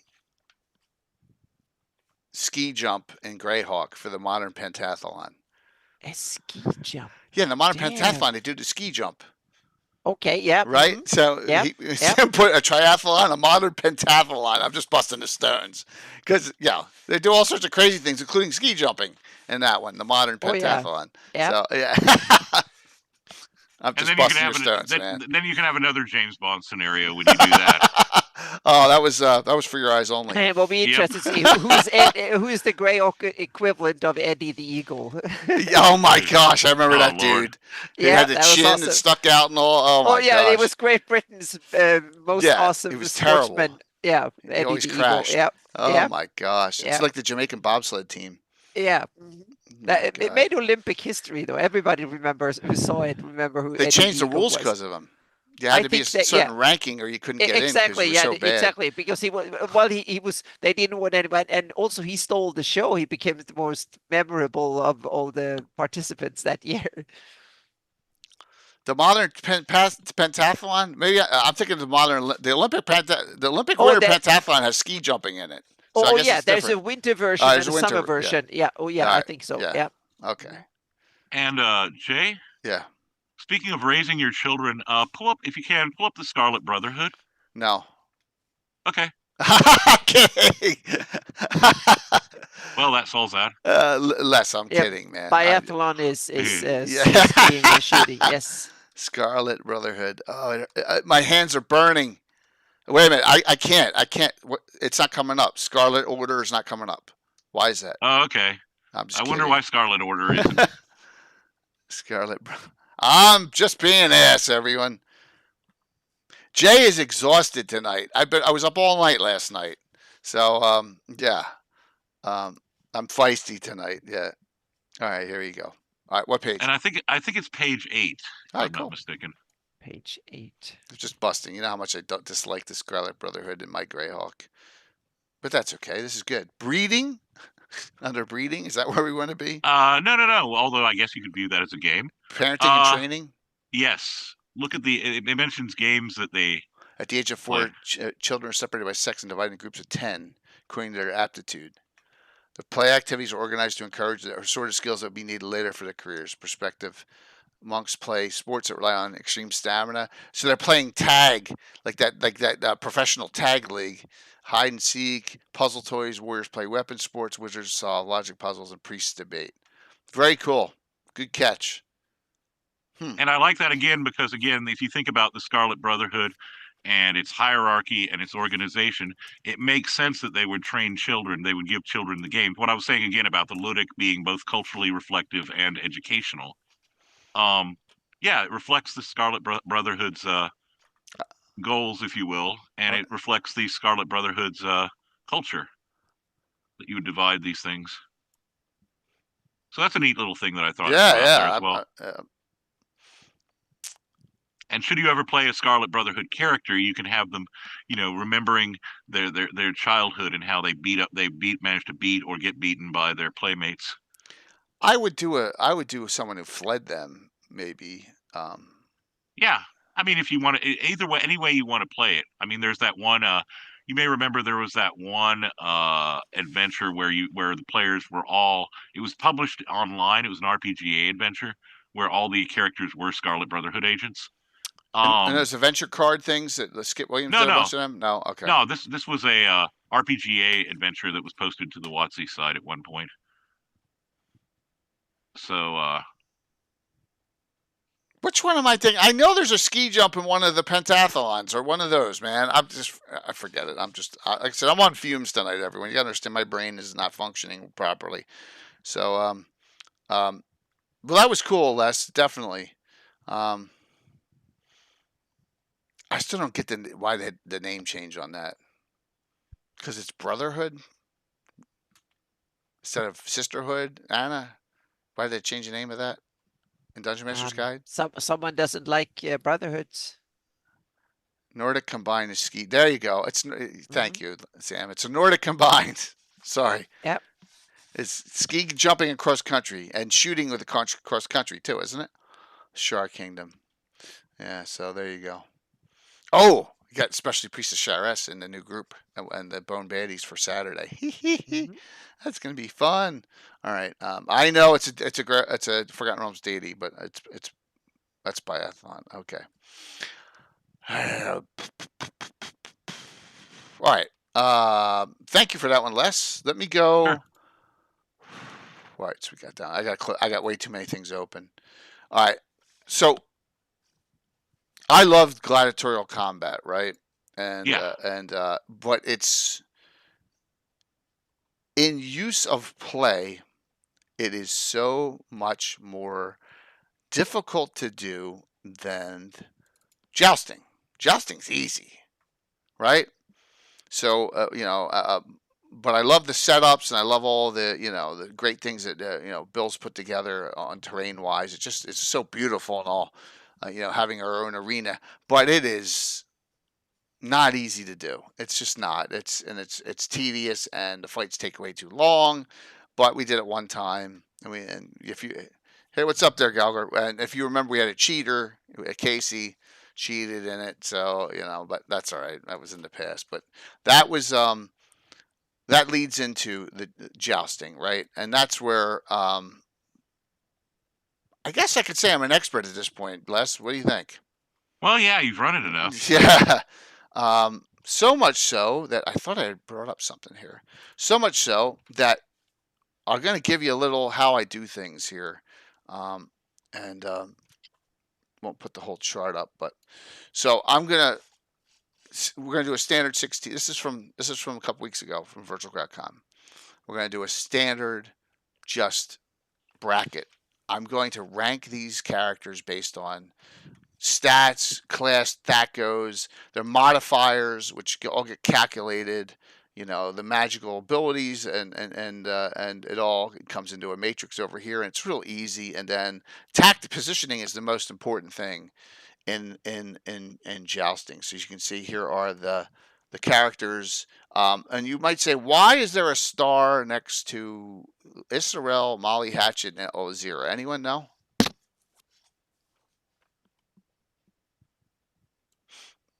What do they all have in common? And they're all female characters. Female characters have, yeah, man, 6th place is nothing to sneeze at, especially with with the Bones in there as a 3-time champion. Female characters have that lower center of gravity and are harder to unhorse than males. So there you go. You got an advantage. So I'm just noting that for me, so that when I come over on my unhorsed saves, which I'm calculating here, I'm putting that modifier in, right? So that's part of it. So from that, we do this, and now we're going to go to one of the coolest old dragons. So we're going to Dragon 17. Nice. Yeah, way back in time here. So one I do not have. I do not have this dragon in hard copy. I don't think. Some of the few, like I have the early 1, 2, 3. I don't have I think 11 to 18 or 19. I'm just not. I'm not interested. This is the first time Tesserix appear too. Yep. Jousting and D&D is early on page 4. So.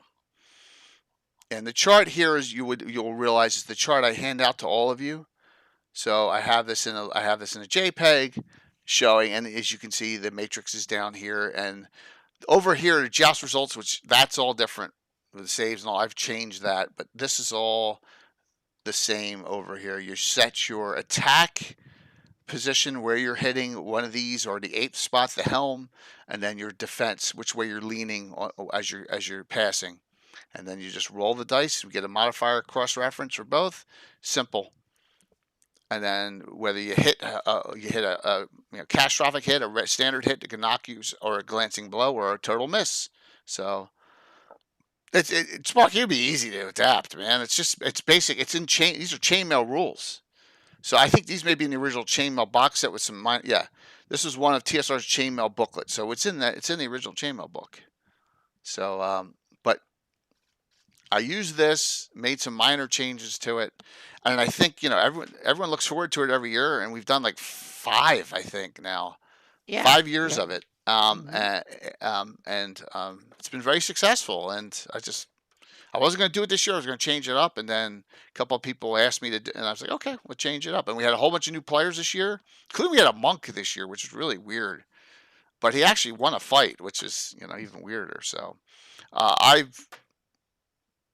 I don't know. It's just having the miniatures out and showing, that I like. I mean, just the paint jobs, or Bill's did an unbelievable job with them. It just is a visual spectacle for the most part, because you're really not watching them actually joust. I'm putting them up there representing them, but just really, and really nice metal minis. Going back to the day, when we first did it, this took Bill months to do. So, yeah. And Sparky, it's a matter of setting your own rules and making your own adjustments. That's some of the things you want to do. Is you want to there's from the other side. You really want to make your own adjustments to the rules that work with you. Oh, thank you, man.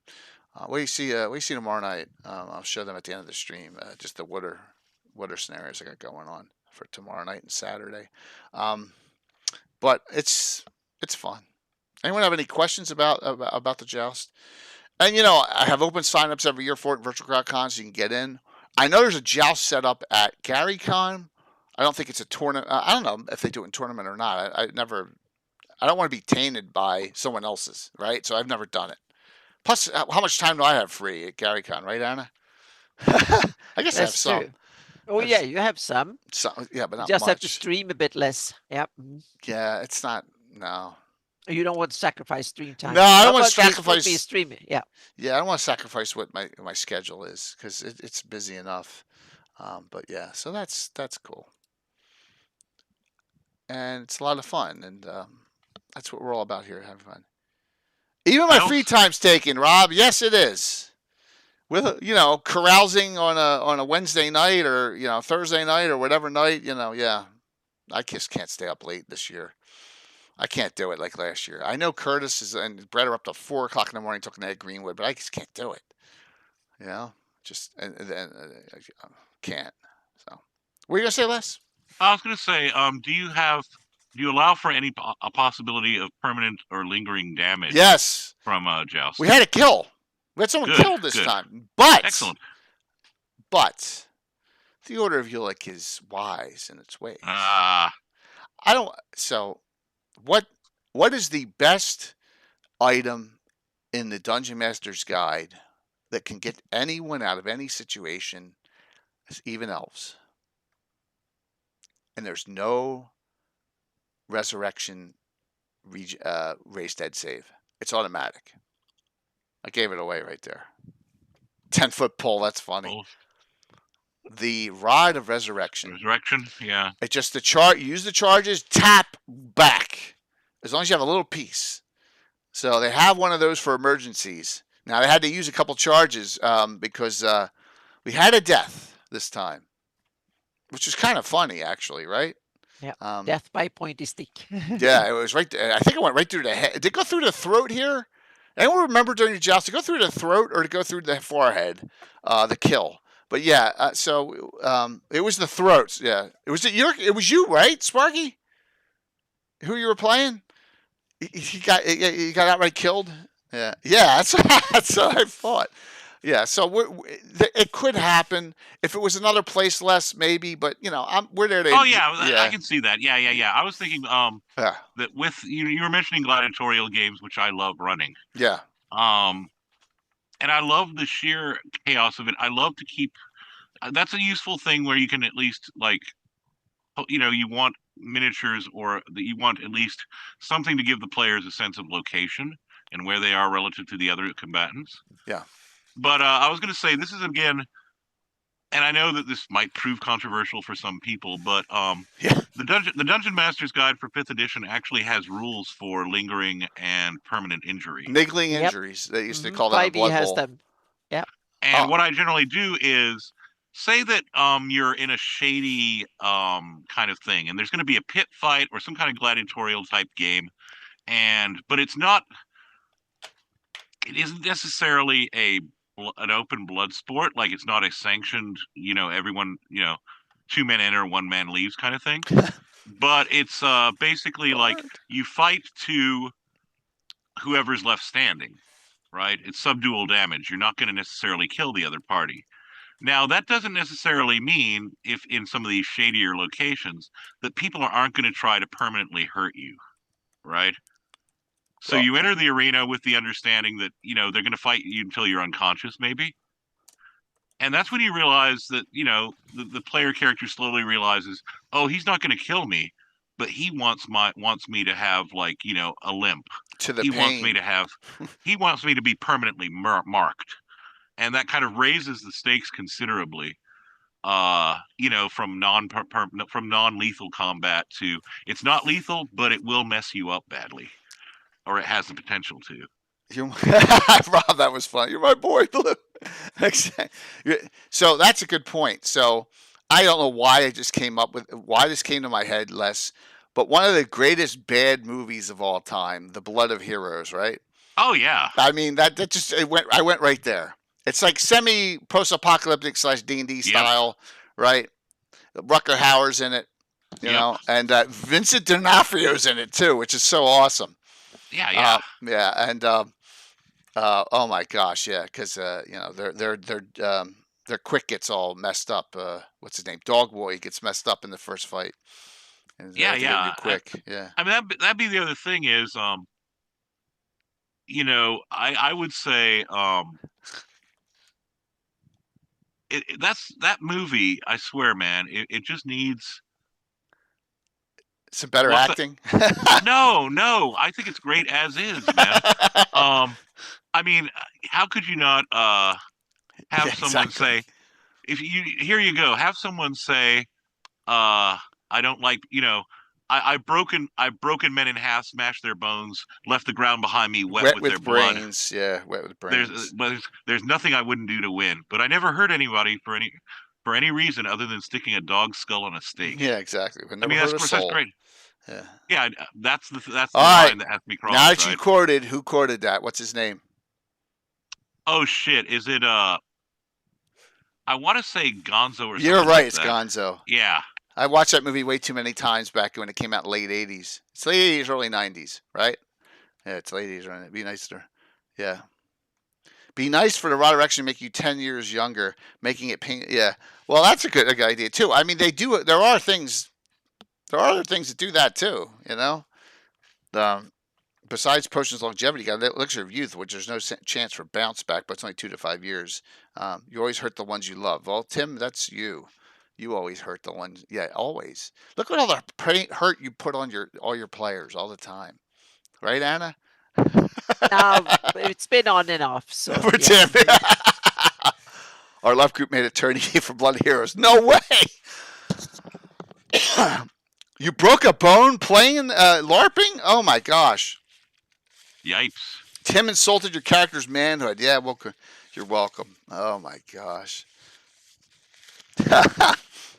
Oh, that's awesome. I know we're going off on a tangent here, but it's great. No, I mean this ties in. I mean, you want, again, one of the joys to me of working games within games is it allows you kind of to shift the focus. It allows you to throw your players a little bit off. Yeah. And forces them to think outside the box. And it can also add, like I said, it can add texture and flavor. It can add something about the culture or the environment that they're in and what's valued there. Right? Yeah, yeah, absolutely. So I almost did this back in the 90s, and I stopped myself, and I'm glad because I would never heard the end of it from a lot of you. I almost incorporated a Blood Bowl into GREYHAWK, and I stopped myself because I was like, it doesn't fit, right? But I love the game, and I'm like, how do I put these 2 and 2 together? Because we just don't play it anymore. We have all the miniatures and everything. It was a fun game, but it just was too time consuming. Legs and all that set up. And then they had the computer game. I got out of playing it because it's Warhammer. But it was cool. It was a cool game. So, but I stopped myself from ever doing that. So, yeah. Since we're talking about bad movies, I'm going to mention an actually famous short story, which is inspired, particularly in the 60s and 70s, a number of bad movies. And also back in the 30s, inspired a well-known movie that's part of the Criterion collection, for what that's worth. The Most Dangerous Game. Okay, yeah. And the reason I mention that is you can easily imagine, depending on where you are on the timeline, like someone like Prince Strykan of Dustbridge, or someone like that, just having a little bit of a hunt with some people who've gotten out of hand. It's like and that's kind of, for those unfamiliar, the idea would be that there's the figure of Kraven the Hunter in the Spider-Man comics is also inspired by this. It's the idea of someone for whom the highest form of hunting involves the most dangerous game, which would be hunting another human being. And I love that kind of setup for, there were a bunch of really bad Filipino and Spanish films, I mean, from Spain itself, during the 60s and 70s that took that, and they did it with a women's prison, and they did it with Running this, Man, and they did it with exactly, that. Yeah. Oh, this is worse. It's worse than Running Man to some extent. I mean, Running Man draws on that same tradition. Yeah. But it's like, no, these were just straight up exploitation films with lots of gore and lots of nudity. But the original story basically just has someone who's stranded on an island and then gets hunted down by his host. And so that's kind of the neat thing I see, if that makes sense. You can easily see various debauched. I mentioned Prince Strike, and you can imagine any number of debauched, decadent nobles who would engage in that kind of activity, right? Oh yeah, misdemeanors. So, how many of you played Pathfinder Kingmaker, the computer game? Oh, the computer game? No, I played it computer before, game. Yep. What was that? Les, you I did? played it before, yeah. The hunt? Did you ever get to the hunt part? Yeah. That was cool. I like that. Yeah. Go to the hunting grounds and and there's you have competitors there. Yeah, that was really well done. I like that. That's a good. You know what? That is a great idea. For an adventure in the upcoming things is do a competitive hunt. I'm going to actually even write down that note, man. Yeah, that would be cool, especially for lower level characters. Yeah. And it's interesting, I think, to contrast, like culturally, how can I put this? You kind of get this subtext in the original Robin Hood ballads, right? With the idea of poaching. Right. But the idea that, you have hunting for sport, which is something that aristocrats can afford to do in some areas, nobles can afford to do, versus the idea of hunting as some tribal communities might view it, or as the poor might view it, where it's a necessity for eating, right? So that kind of conflict, I mean, you can easily work in a kind of class or whatnot conflict into a situation like that as well, right? What, or does the Lord distribute the meat even? What's done with the meat afterwards, or is this just hunting for points? Yeah, right? They have and what are you like hunting? it. I like it. Yeah, they had a Gilligan's Island where they hunted Gilligan too, if you recall. So, yeah. Yeah, but that's a disappointment. they didn't skin him. Yeah. So. Now I forgot where I was going to say. I had something I was going to say, and I completely forgot. So there are a lot of hunters become the hunted. All right. So Gary's going to a blood vessel is going to pop in Gary's head on this. What about? Should I even do this? Game. What about like near barrier peaks?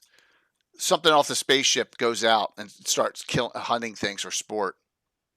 I'm not saying it's predator, but it could be a monster. What is the meaning? That's just like any other cool monster. I mean, we have 10 dragons and but no, they do whatever. this for trophies in sport. No, dragons don't do that. Dragons will do that to. Oh, I'm sure dragons would do it for sports. They want to decorate their lairs. How the heck do you think a red dragon bragged to other dragons? They of course they do. They put them in piles of bones outside the lair so they can show the others that I'm impressive. The ones that can have a boneyard that's stretched like a square mile, then you can tell that okay. That this dude can kill, so to speak. They want that brings us into dragon psychology and whether the dragons would even consider the humans that significant. Oh, well, some of them are significant, especially if they can have killed a dragon. Oh, yeah, but then they become significant.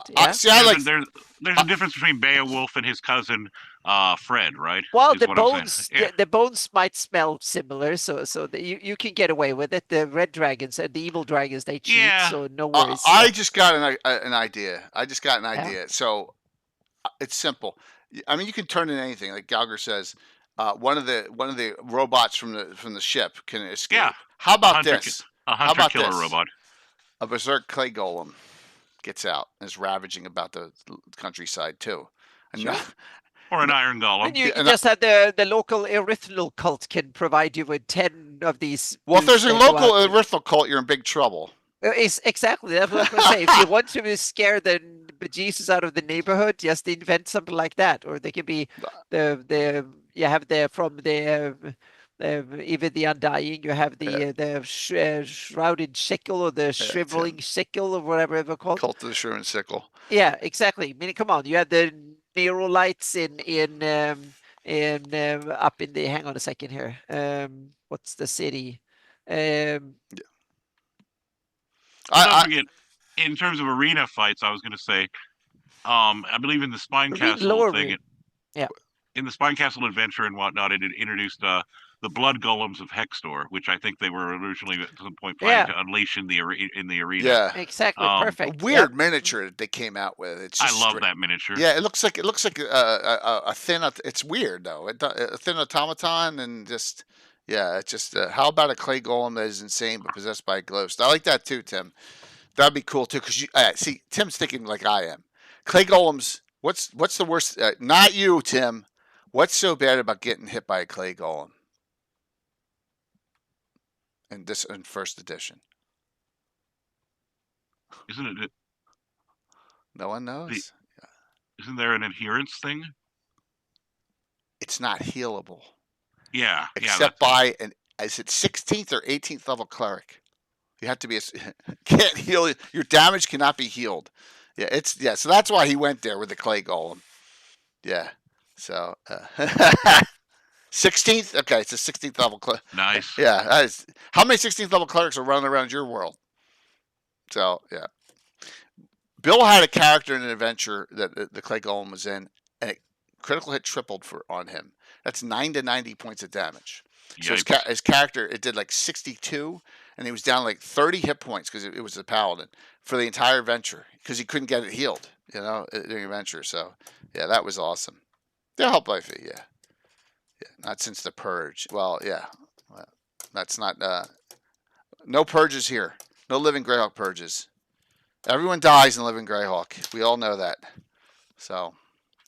Now wait until they publish a new thing with the coast when they have the Greyhawk equivalent to the spell plague. Oh gosh, man! I think Ed would go, no, guys. Oh man, can you imagine? All right, so what other things do we have out there? What other games, chants, ideas do we have here? And then for the last 20 minutes, I want to go over some other publication stuff. I think it might be time for some other. I think we're kind of At least I don't have anything more. Les, how about you, man? Oh, I still have a few to go, man. Go for it. Awesome. Go for it. Great. Something that you don't like, Jay. Uh-oh. Oh, that's Return to the Temple of Elemental Evil. Oh God, no. Yeah. It's so on page 98 actually has I can't open some guards, and still, even if you don't like the module, there's stuff that you can pillage, right? Yeah, true. Yeah. Like I'm not gonna just because when you find a diamond in a pile of poo, you don't say, "Man, I'm gonna turn down that diamond because it's in the poo." Yeah, but you got to clean it off still. Yeah, exactly. Yeah. And in this case, there is on page 98, it mentions that there are there's a room with two round tables surrounded by chairs. One table is covered in small game tiles with images of trees, peoples, and monsters. The other holds a bounty of food and drink. Then it comments, the game tiles are from an elven game called Wayward Wind. And these elven guards are playing the game with some humans. And I kind of like that. I mean, we haven't really touched on the idea of non-human games, which I think are another thing. Yeah, I would like to see a troll sport. That would be fun. Yeah, that's what Wormy did. What do they do? Oh, cool. That's what Wormy did. He hired trolls.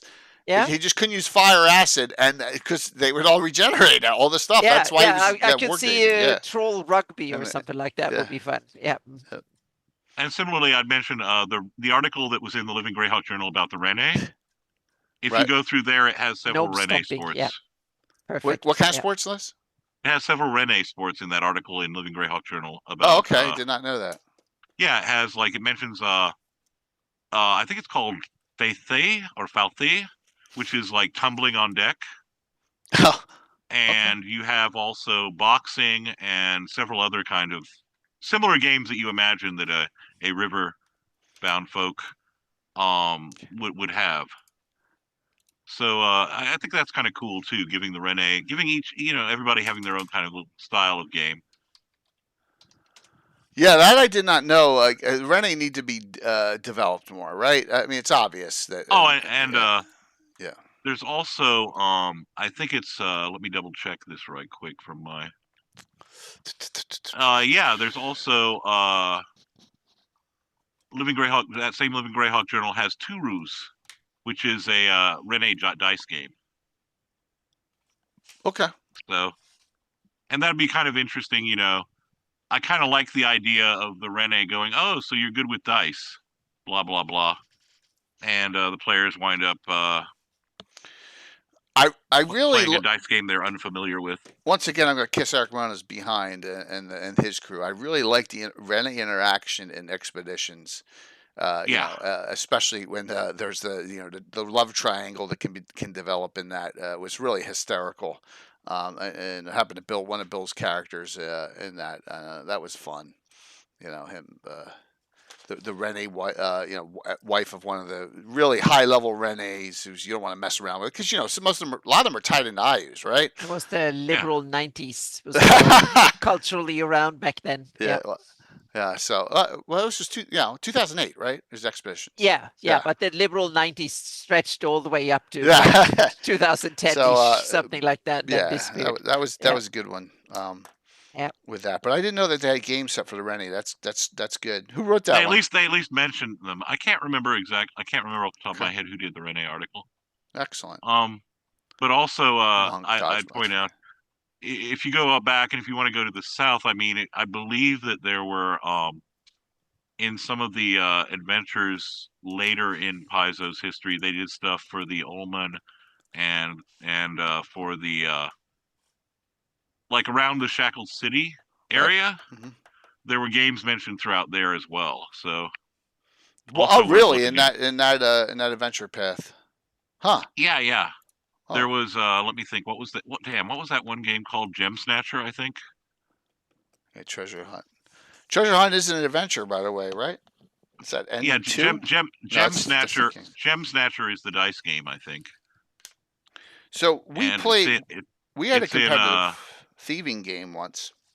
I don't know if Tim remembers it, but you had to keep the coin on you, and the last person that kept it won.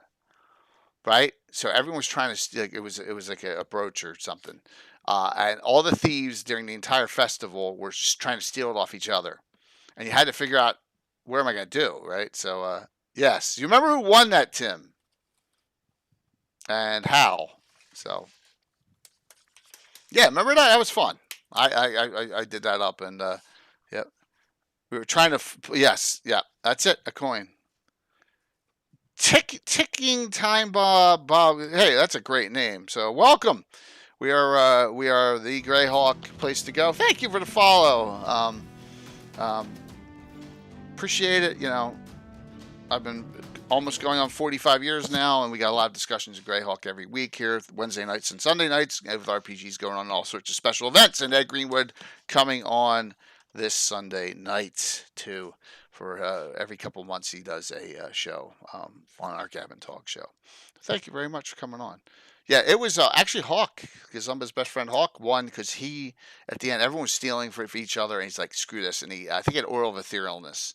So he just, and it's like, I'm going to wait till the timer goes off before he comes back from the ethereal plane. So that's how he ended up winning.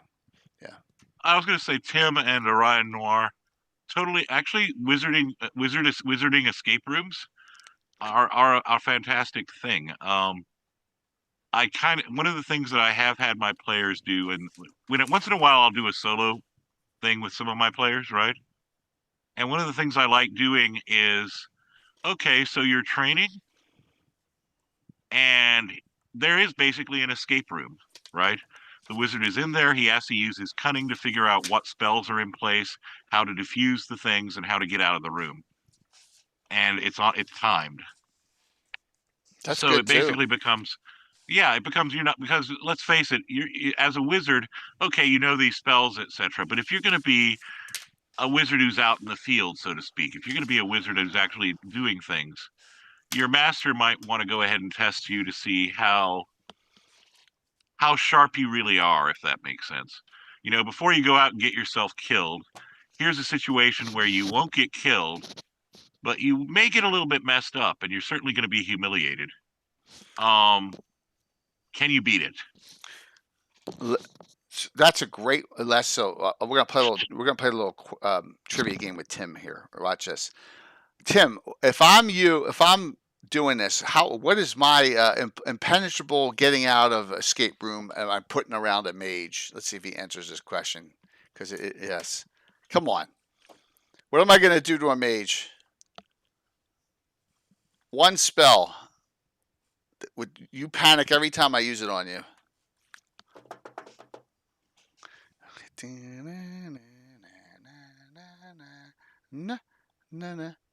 Nope.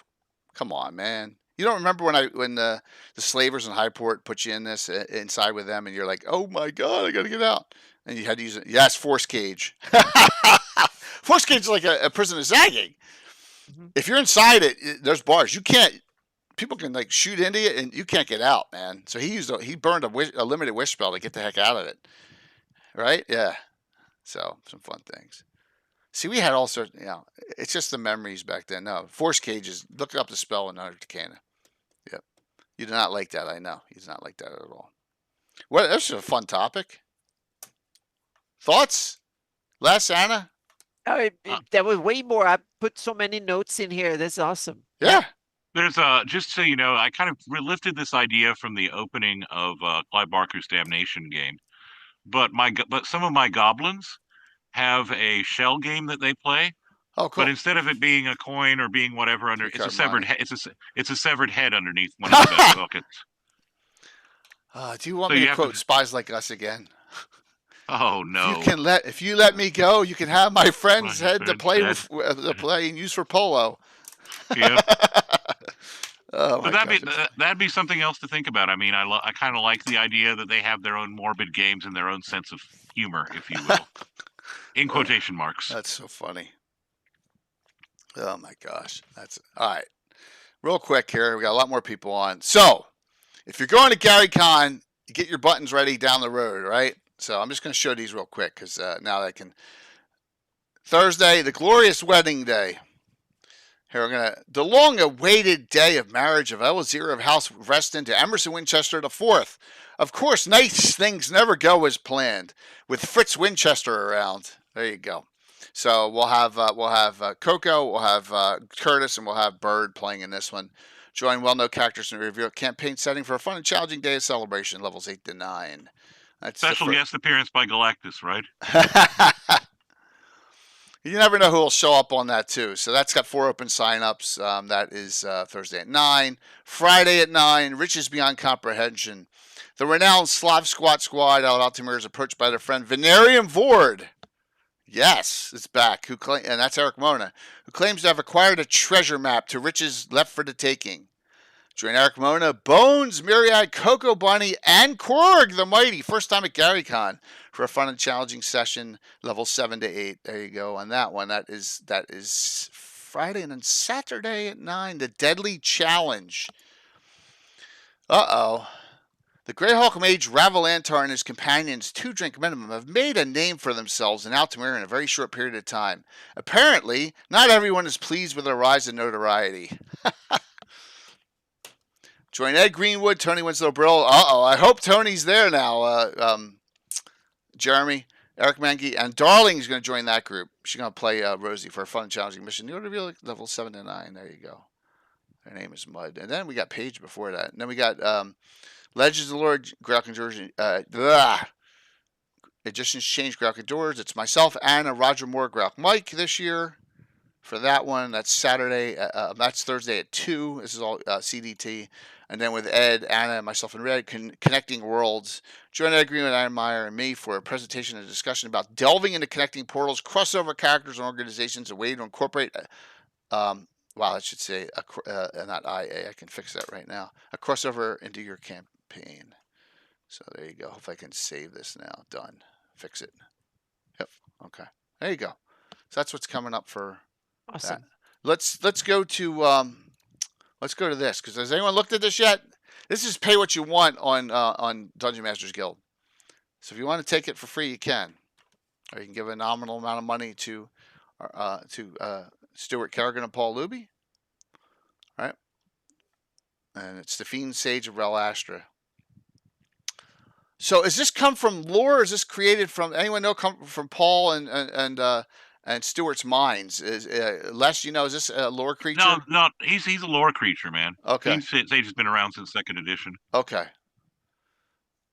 Is he from Ivy the Undying? He's in there. Yeah, okay. He's in there. I'm not sure. I think he's invented earlier, but okay. Yeah. I think he's originally from the Ashes. Yeah. Okay, it's very possible. Yes. Yeah. Let me check right quick. Fiend Sage. Well, I'm seeing that the first time he's mentioned Well, he does come up in Ivid the Undying. That's what so. I thought. I thought it was Ivid. So done for 5th edition. Special traits. It gets you a lot of stuff here. Man, this guy's look pretty powerful, and yeah. It's a nice update of Dungeon 150. Yeah, Prince Drax, Constable Mayor. Oh, is that where it's from? No, I'm saying that there's a lot. There was an article on the Fiend Sage and his history in 150, and this is the nice kind of. They've added to the lore about him, so it's not simply a regurgitation. It's not. They've done their own thing and fleshed him out. Oh, okay. For timelines beyond that. Yeah, because this goes from not in the base time frame of 576. It's past that, which is I don't think they're really are carrying on DM's Guild the submissions at all. I mean, it seems like most of them are going right through. So yeah, maybe Fan Fun. It's fleshing out some. It complements that article. I'll put it that way. That should be it. So it's if you've read the article, it's definitely worth a read for some new lore. And you can make this a complimentary download, and yes, it gives you using the Fiend Sage in your campaign.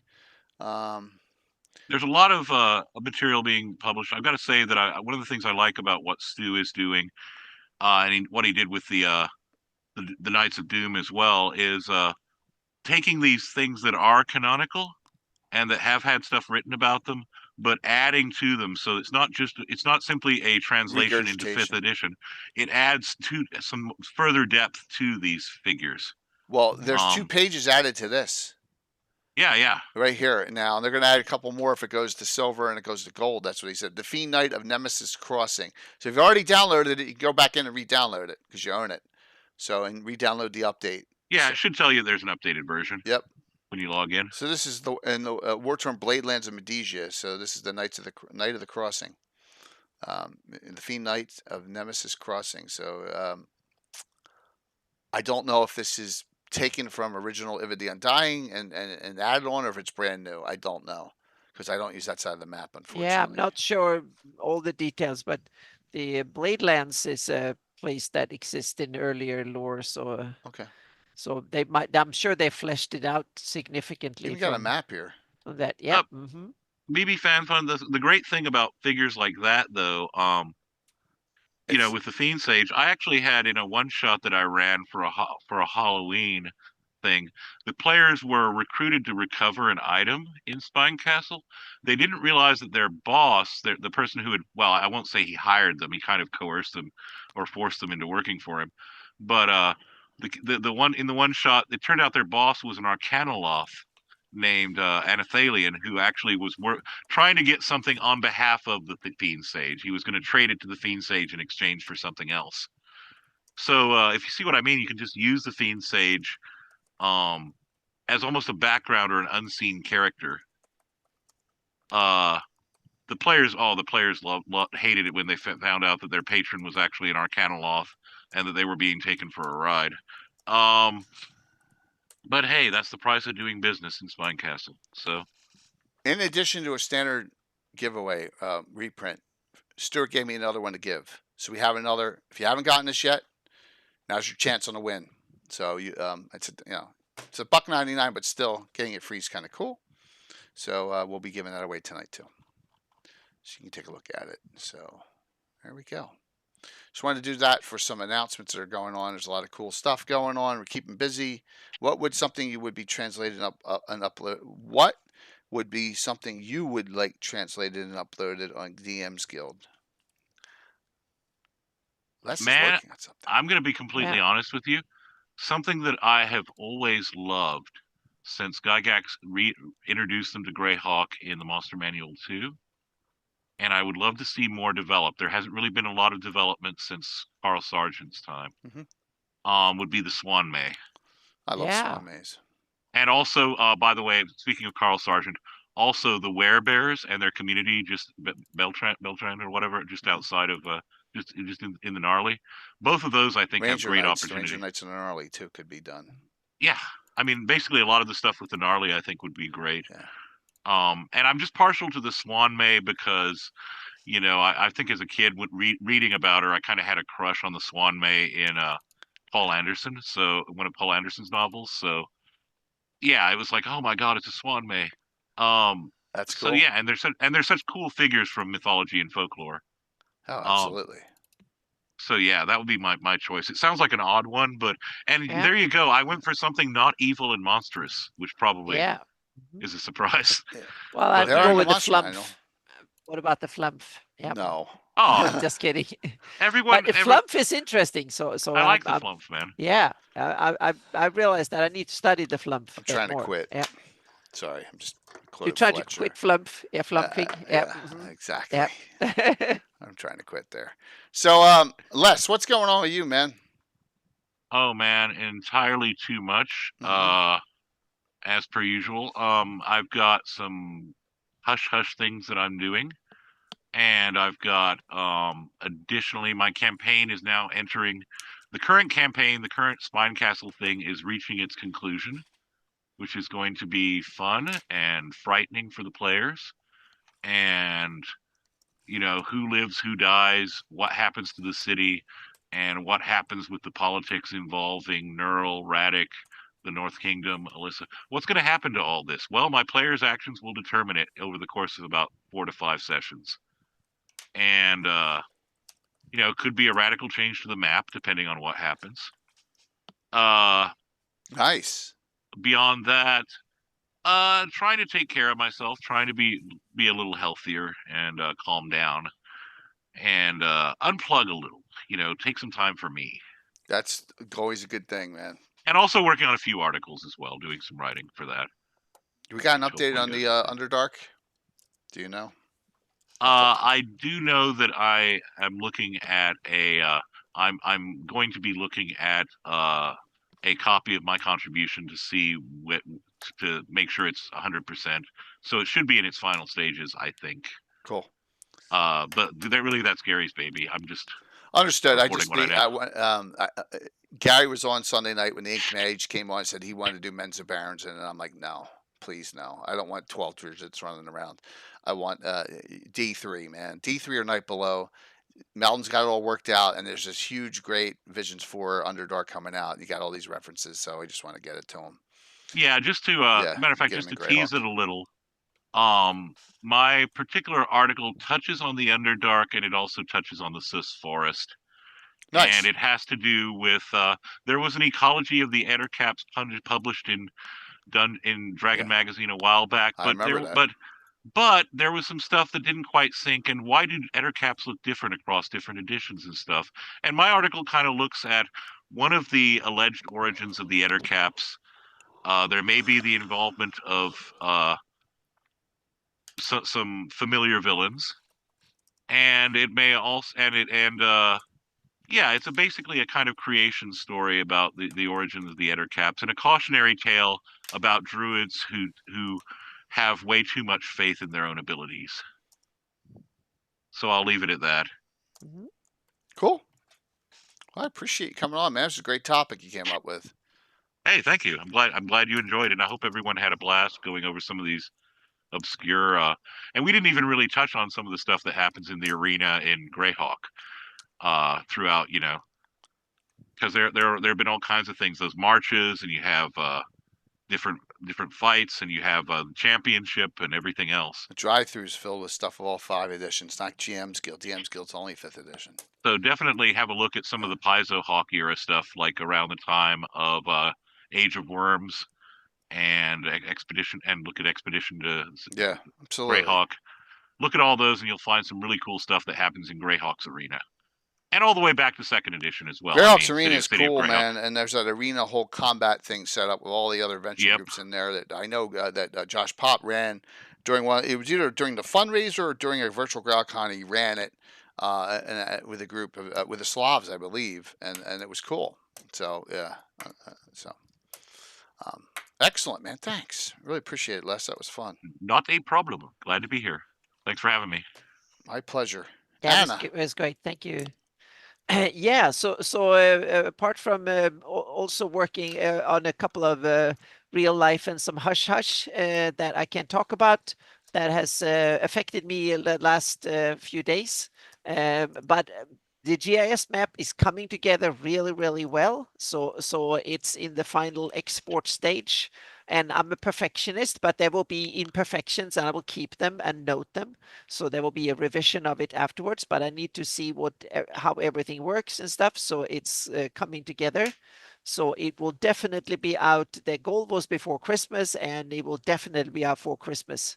So there will be a first version coming very, very, very, very shortly. Maybe cool. even tomorrow. Depends on how much hush hush and other damn real life that comes storming in. Well, yeah, everybody knows what's going on, so I don't need to iterate. But so I'm working on it, and I'm catching up on all the email and all the other stuff that I'm behind on. So I've had some good conversations and stuff, and that will be more coming. So yep. So thank you everybody who still hasn't forgotten me and abandoned me. So thank you so much for that. Yep. All the support. Well, and Friday is scheduled to be a Twitch stream as usual Friday. So yeah, excellent. we're trying to come back to normal life again. Yeah. Very cool. Yep. Well, Anna, thank you so very much.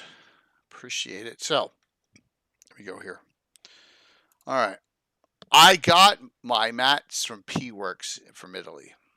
Now this one on here, I think this blue one's Frontline Gaming, but I'll show you the other side of it, which is it's nice. So here's some setups for tomorrow's Locate the Illustrious in Woolly Bay out of Hardby, the Hill of Swords, and this is their ship, Sorcier. Yeah, they're both gorgeous mats. So you can see it from the other side here. And color's slightly off. I don't care about that.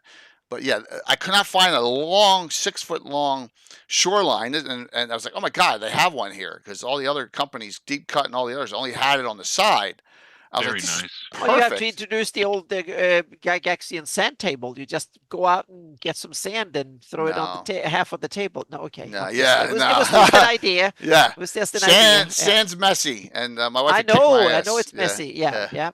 That's why I keep it in the basement. Yep, just kidding. I know.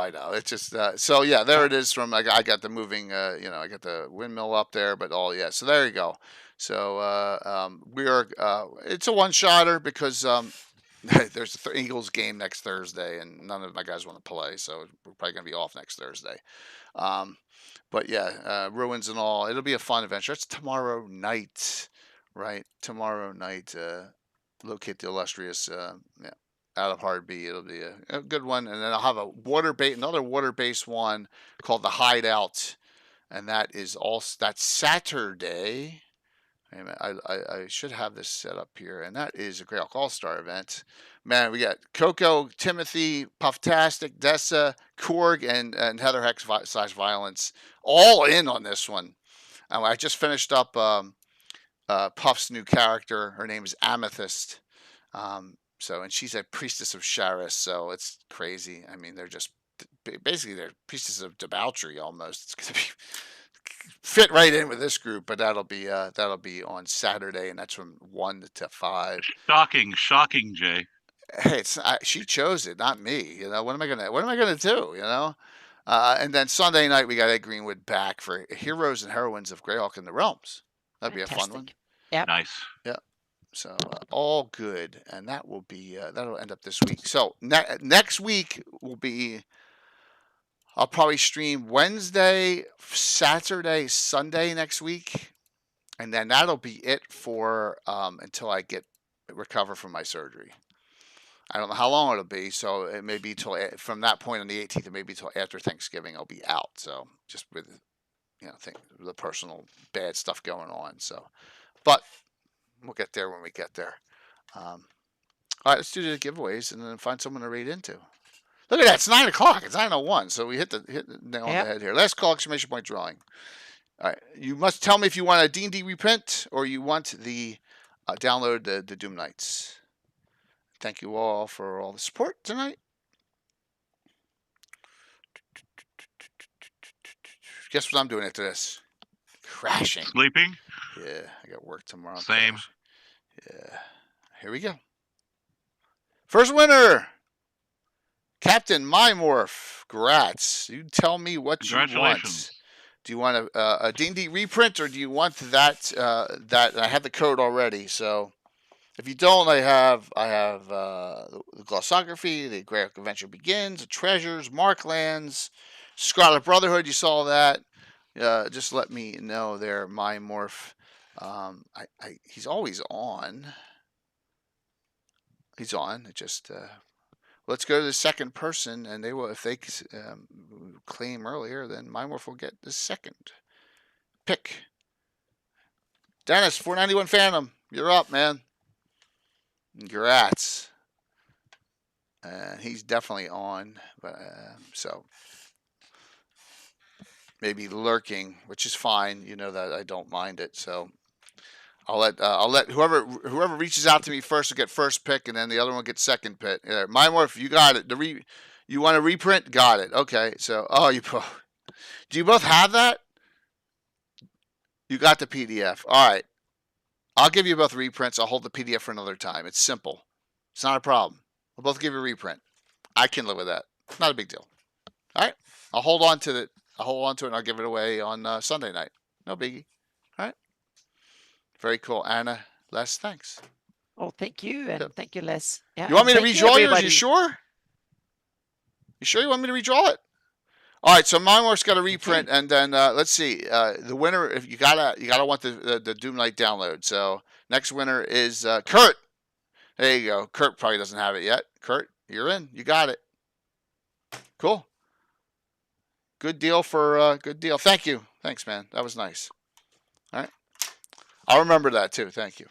Congratulations. Yeah. Yep. All right. Cool. I'll Discord that right over to you when I'm done the stream here, and then. MyMorph, get with me on some ideas here. Like I said, I got a whole bunch of stuff.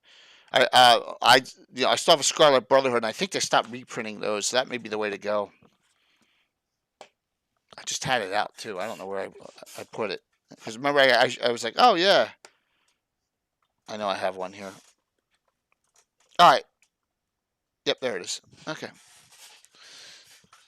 Oh, Thuds, thank you. I got to keep track of that. I'm gonna make that Saturday. So I got one regular, 2 specials for Saturday, and the group has 1 special for Saturday already. So I'll keep that for. I won't use it tomorrow night. I'll keep that for Saturday. But thanks. All right, I'll see you all. Who are we rating into? Folk and this on. Yeah.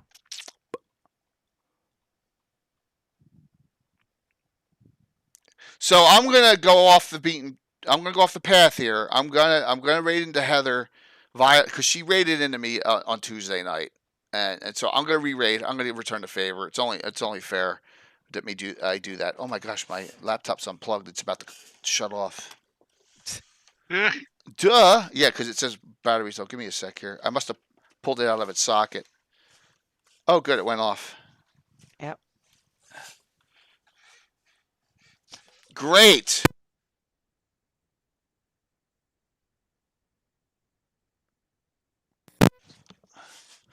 I'll restart it. So, see you all tomorrow night, 7:30. Reaper Miniatures giveaway. And I got a whole bunch of new Reaper stuff. So I'm just waiting for my laptop to reboot, and I'll just bring that back up. And then we'll go here. So it should be still to that page. Yep, there it is. All right, we're back. All right, see you all tomorrow. Anna, Les, thanks a lot. Hey, have a good one, that guys. was the wrong button. See everyone. That was the wrong button. That's the right button. All right, let's rate into Heather.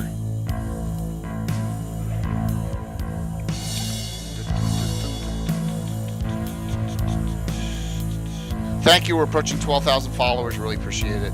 Getting close. Love to get there by the end of the year.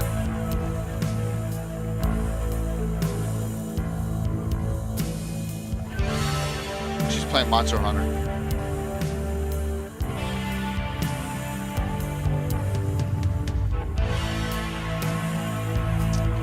Nice. Nice. 75, 4, 3, 2, 1. See you tomorrow night.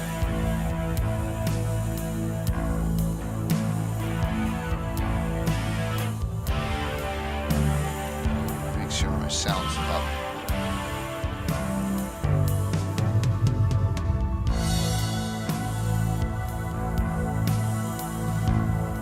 It worked. All right, cool. Hey. So we turn the broadcast off.